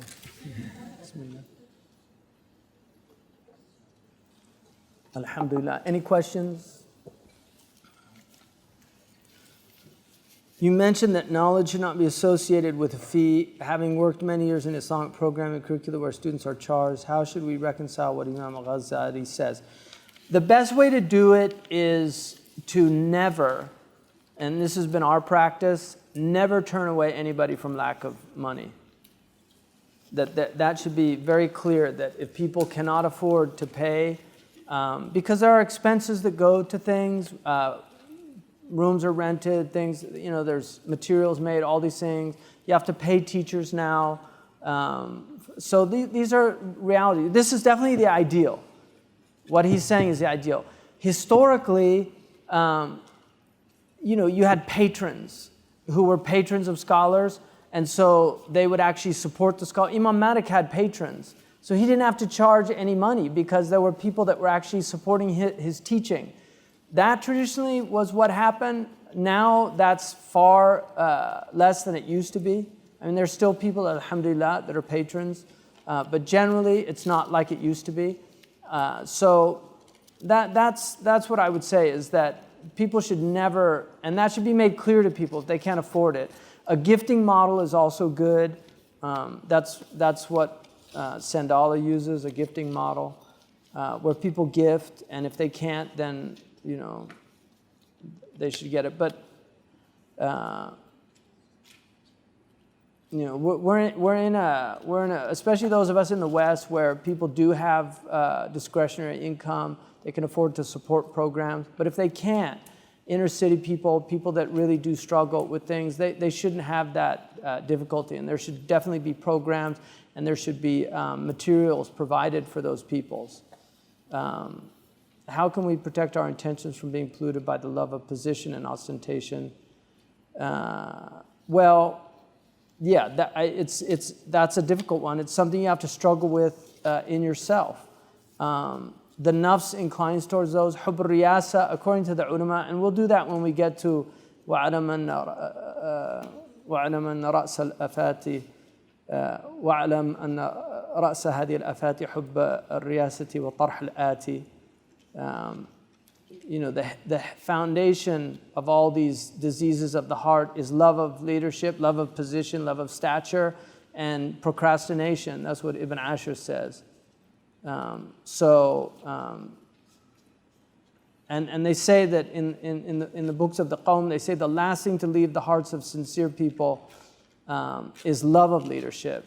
Because it's that love of leadership that drives the person. If they have that kind of drive, they want to be outstrippers. So Allah put that in people for a reason, but you have to work on it. And and purify it. But it's there for a reason. If it wasn't there, there wouldn't be vying. وَفِي ذَلِكَ فَلْيَتَنَافَسَ الْمُتَنَافِسُونَ. Munafasa is part of the human nature. Sayyidina Umar always tried to outdo Abu Bakr. At a certain point, he finally gave up. You know, when he brought half his wealth, Abu Bakr brought all his wealth. He said, I know I can't outdo him. Will you clarify, please clarify, the start should be purification of the heart. However, we should not start with tasawwuf. I thought tasawwuf's goal is purification of the heart. Well, what you're failing to see the intention and the science. What he said was that when you begin, the purpose of learning these things should be to purify your heart. But you have to learn your basic practices like tahara and salah. So you have to learn the fard ain. But your niyyah in learning it should be to get close to your Lord through purifying your heart. But the learning that science is after you've completed the aqidah so that's the difference. Maslow's hierarchy is largely fulfilled in our modern times. We have the basics taken care of for many in developed countries, especially in the West. Many have their social needs met too. Then what keeps people from achieving self-actualization?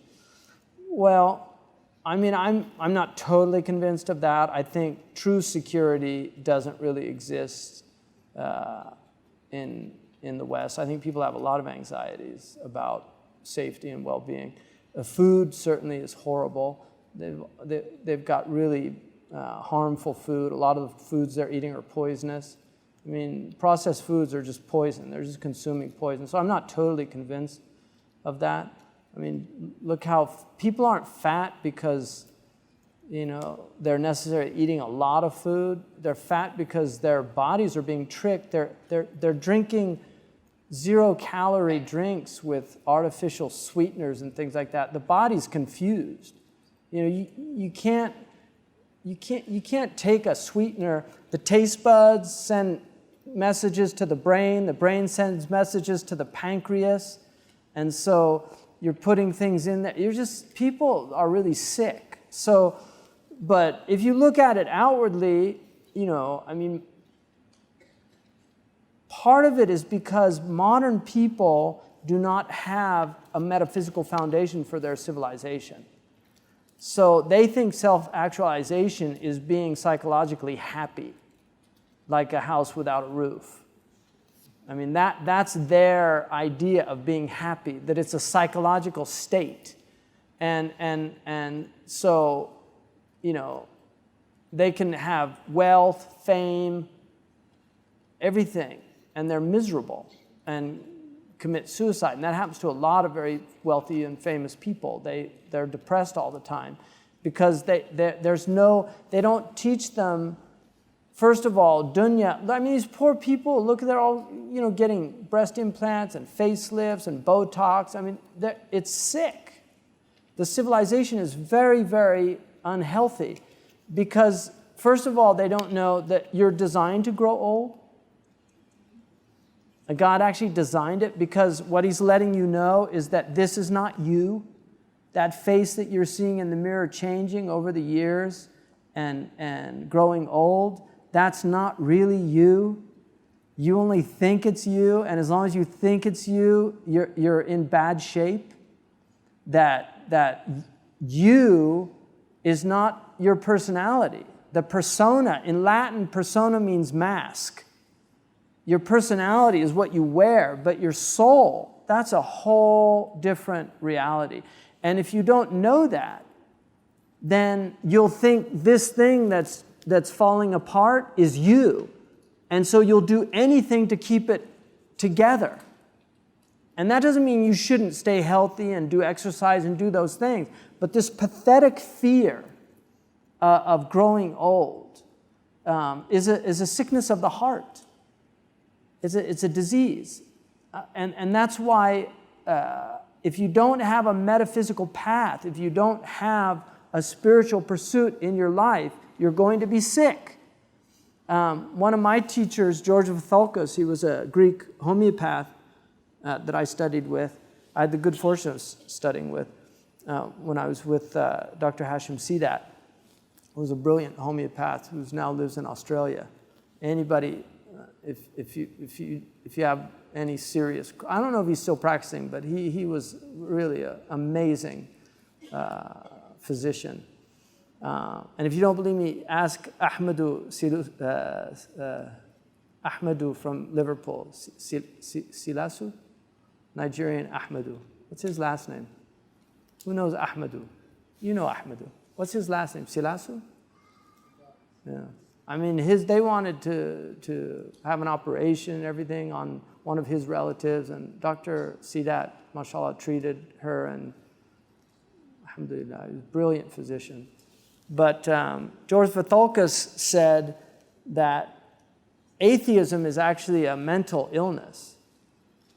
He considered it like a psychiatric disease.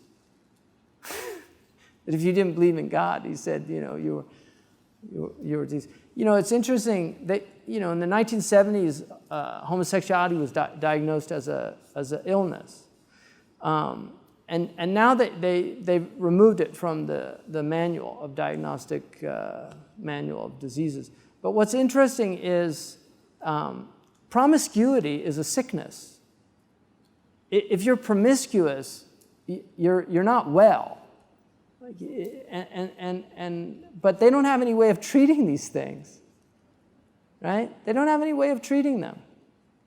And so if you don't have a spiritual path that puts these things where you understand what the shahwat are, what the ghadabiyya is, if you don't understand what the irascible soul is, concupiscible soul is, if you don't know these things, if you don't know how to regulate yourself, if you don't know what temperance is, if you don't know what the results of incontinence, moral incontinence is. So you can get to the White House and you can't control yourself when a young intern comes in. Which means you're not a free person. You're not hur, you're abd. The Arabs say, al-abdu hurrun ma tama', al-hurru abdun ma tama', wal-abdu hurrun ma qana'. That a slave is free if they're content, and a free man is a slave as long as he's covetous.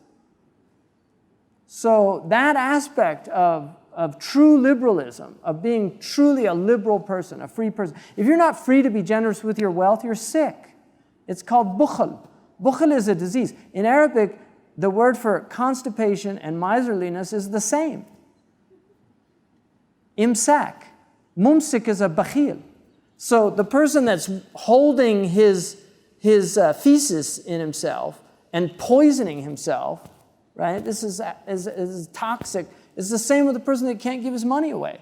And money is like manure. You spread it around and good things grow. You hoard it and it's a horrible stench. Comes out of it.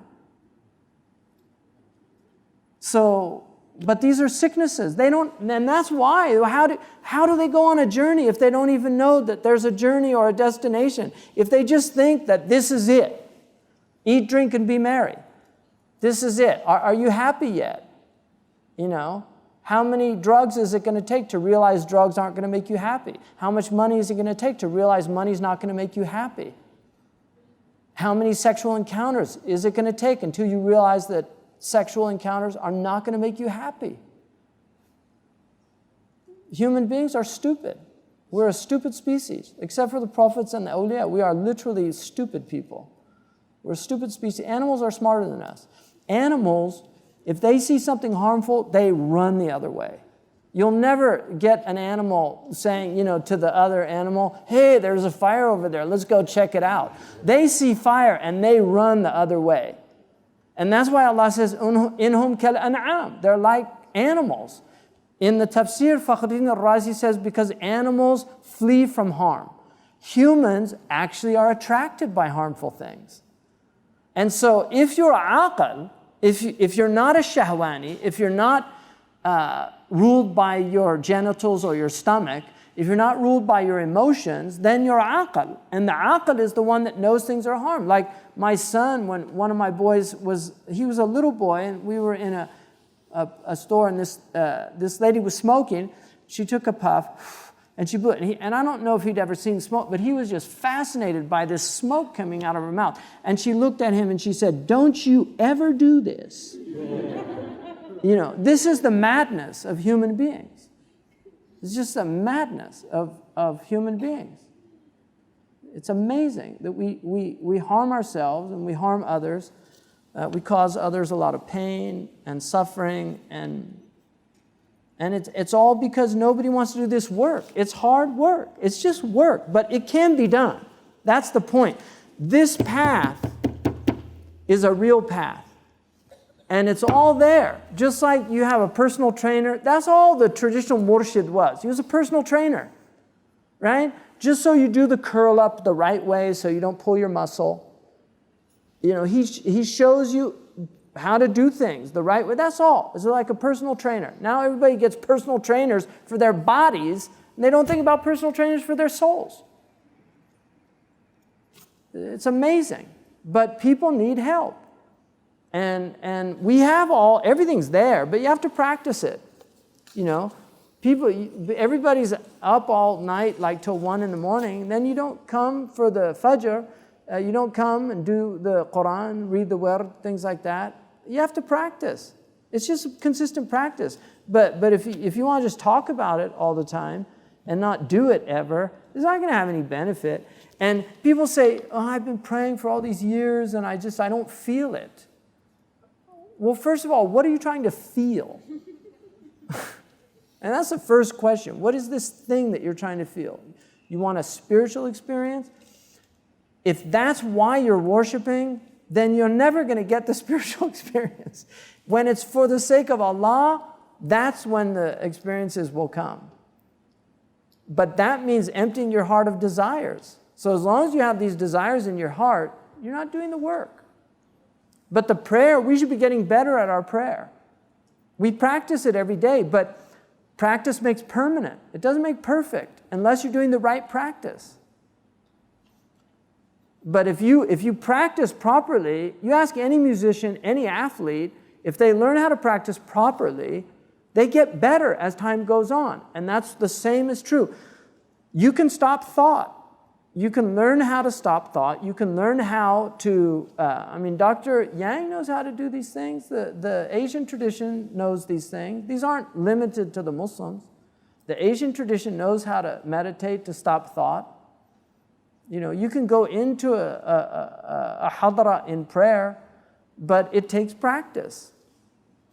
Sidi Ahmed Zarruq says, your presence in the prayer is determined by your presence in your wudu. Nobody does wudu properly anymore. They just rush through wudu. Wudu is a practice in and of itself. The Prophet did wudu even when he had wudu. He did wudu when he had wudu. He did wudu as a separate practice. But, you know, you have to go out, you have to sit down, you get a picture, do it properly. First time I saw Marabt al-Hajj do wudu, it changed my whole understanding of wudu. It just floored me.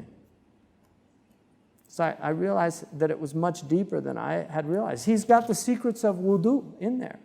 Wudu has secrets. Anyway, all these practices they're real, and they do have effect on the heart, and they transform the heart. Any other questions? Any? Ala, fabi'ay ala. تفضلي.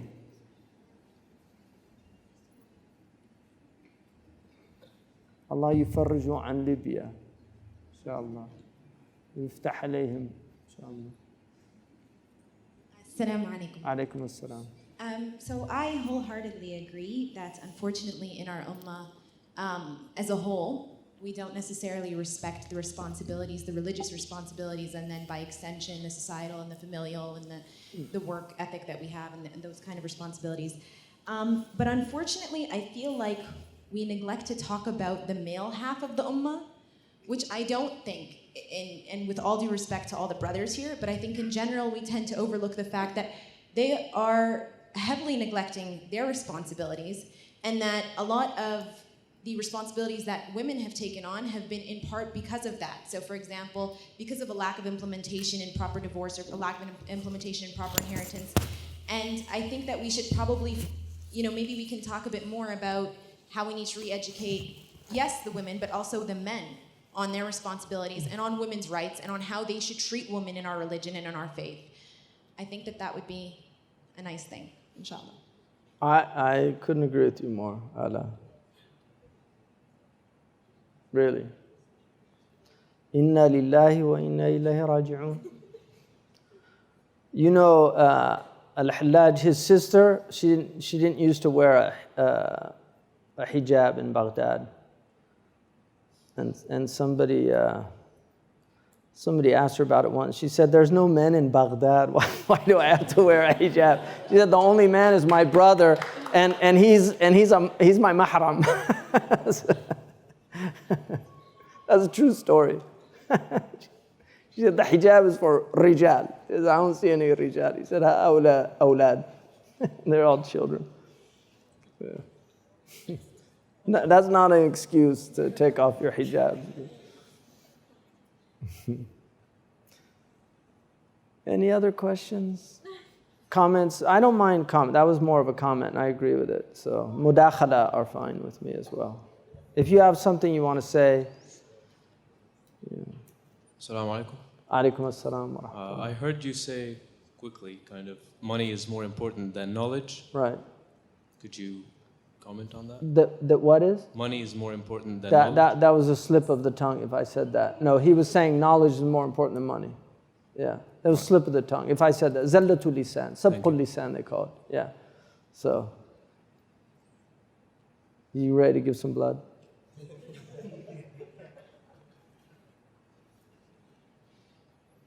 Any other question or mudakhala?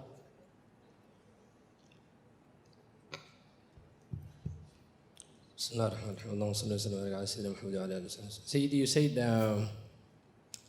from the Ihya Ulumuddin that taking ujra in teaching deen is not good. From Tasawwuf side, but there's one thing I just wanted to get clarification from you. We have this hadith of which I don't know its daraja.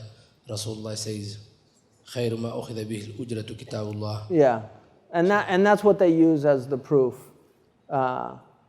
There's different interpretations of that hadith. It's a sound hadith, but there's different interpretations of that hadith, and that was a big debate in the early period, but it was pretty much resolved. Again, he's dealing with an ideal. Taqashuf was very important to him. He really felt that the ulama, in a sense, he got to a point in his life where it was almost like, to give a modern example of, like Gandhi, where he was saying, if you really want to transform yourself and have an effect on other people, you really have to walk the walk and walk the talk and live your truth. Otherwise, he said, you're just not going to have that impact. So in the next chapter, he mentions about Imam Malik, in fact, it's a very nice letter, but it's a famous letter from one of the, Yahya bin Yazid bin Abdul Malik. He was a zahid, and he wrote a letter to Imam Malik, and he said, من يحيى بن يزيد بن عبد الملك إلى مالك بن أنس أما بعد فقد بلغني أنك تلبس الدقاق وتأكل الرقاق وتجلس على الوطاء وتجعل على بابك حاجبا وقد جلست مجلس العلم وضربت إليك المطيء وارتحل إليك الناس واتخذوك إماما ورضوا بقولك فاتق الله تعالى يا مالك وعليك بالتواضع كتبت إليك بالنصيحة مني كتابا ما أطلع عليه إلا الله تعالى والسلام فكتب إليه مالك. So he wrote a letter and he said, Malik ibn Anas, this is from Yahya bin Yazid. It has reached me that you wear fine clothes and you eat refined bread and you sit on carpets and you have a chamberlain at your door, like somebody that, you had somebody that let people in and out, like a butler today.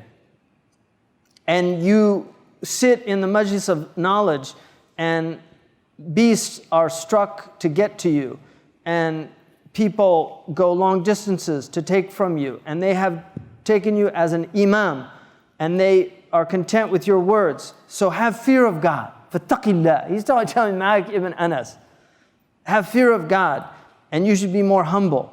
So and he said, I have written this as sincere advice. And this letter, no one has seen it except Allah, and peace be upon you. So Malik wrote back to him, Bismillah ar-Rahman ar-Rahim, wa sallallahu ala Muhammad wa alihi wa sahbihi wa sallam.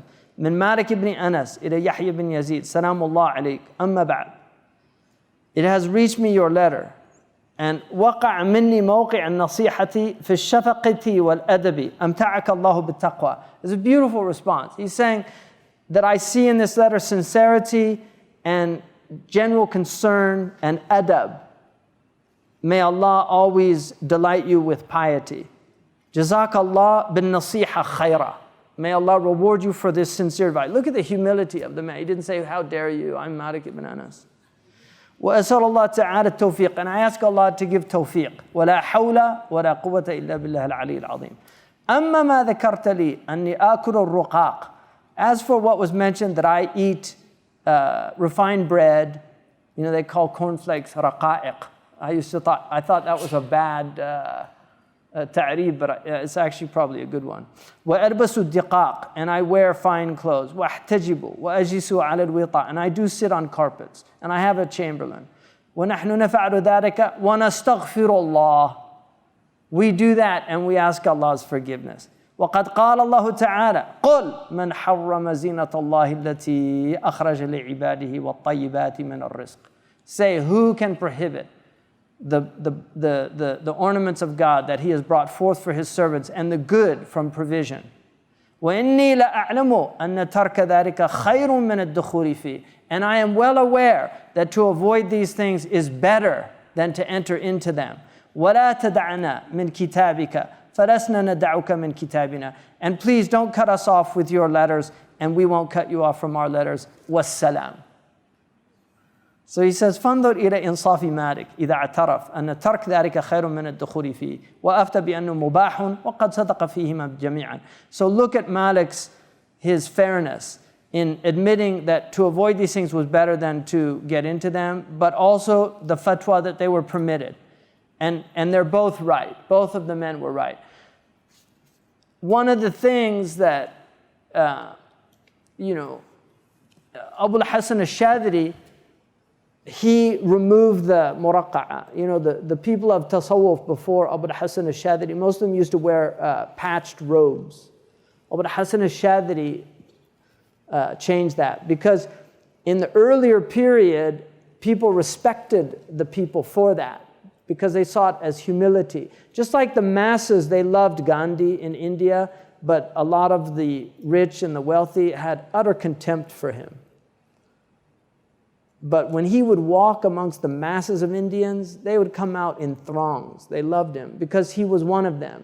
He lived like them. And that was his point. He was a very highly educated lawyer. He wasn't from the Brahmin class. He was a third class in the hierarchy of Hinduism. He was from the Vaishya class. So he was actually from the merchant class, not from the warrior class is over them, the Kshatriya and then the Brahmin. So he was a third class, but highly educated. He'd been educated in England, but he sewed his own, he wove his own textiles, he made his own clothes. If you, at the museum in India, you can see what he left behind. I mean, it's pretty amazing. He had no property, absolutely no property. So the poor people would respect him, but the wealthy people had a lot of contempt for him. And that's the way some of these people were, they began to see this as a very low thing. So Abu al-Hasan al-Shadhili had his fuqara wear nice clothes. And it became, a path of scholarship, and he encouraged education. It was very important, and those things. So times change, and people have to be realistic. Like I said, he puts forward a lot of ideals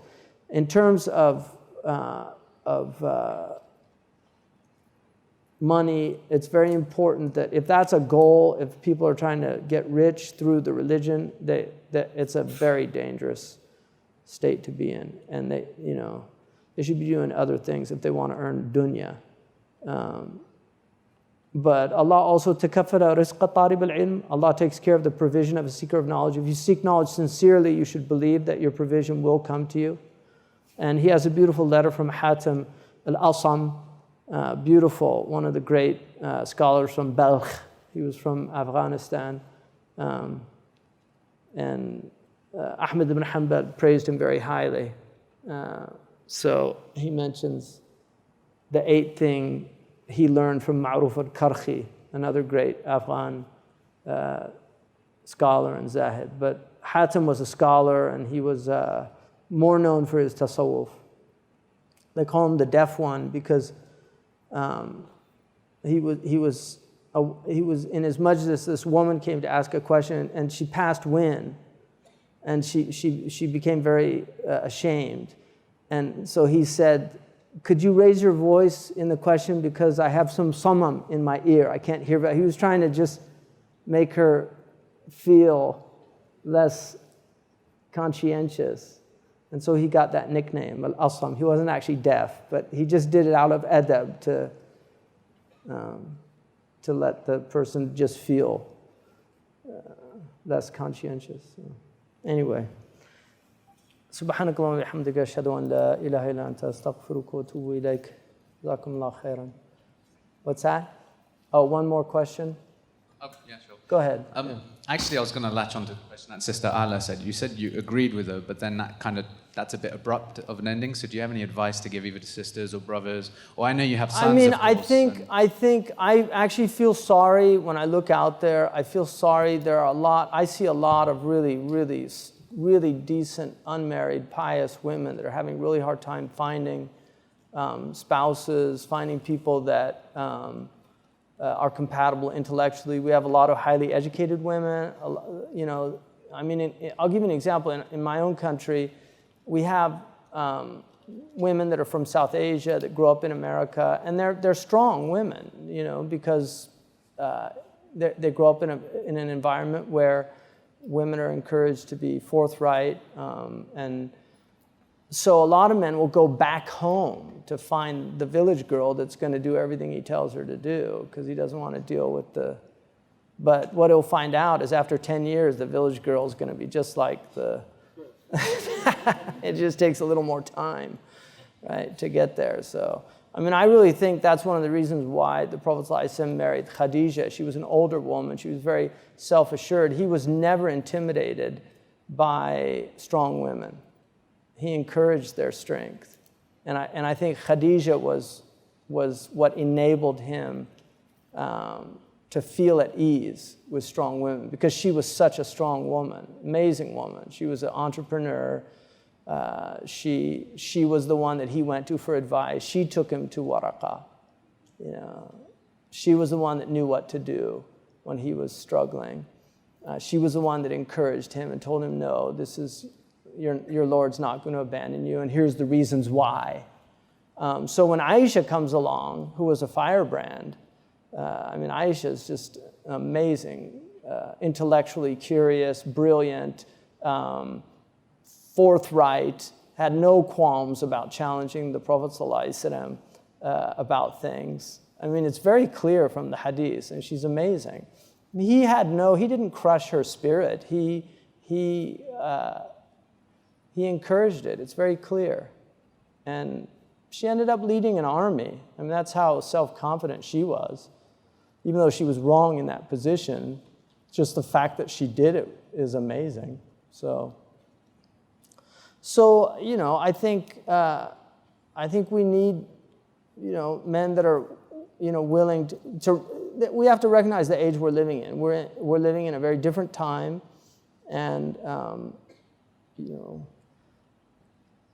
we have to come to terms with the time, and we have to rise up to the challenges of the time. And part of the challenges is that we need new models for having successful marriages, because the old models worked well in a different world.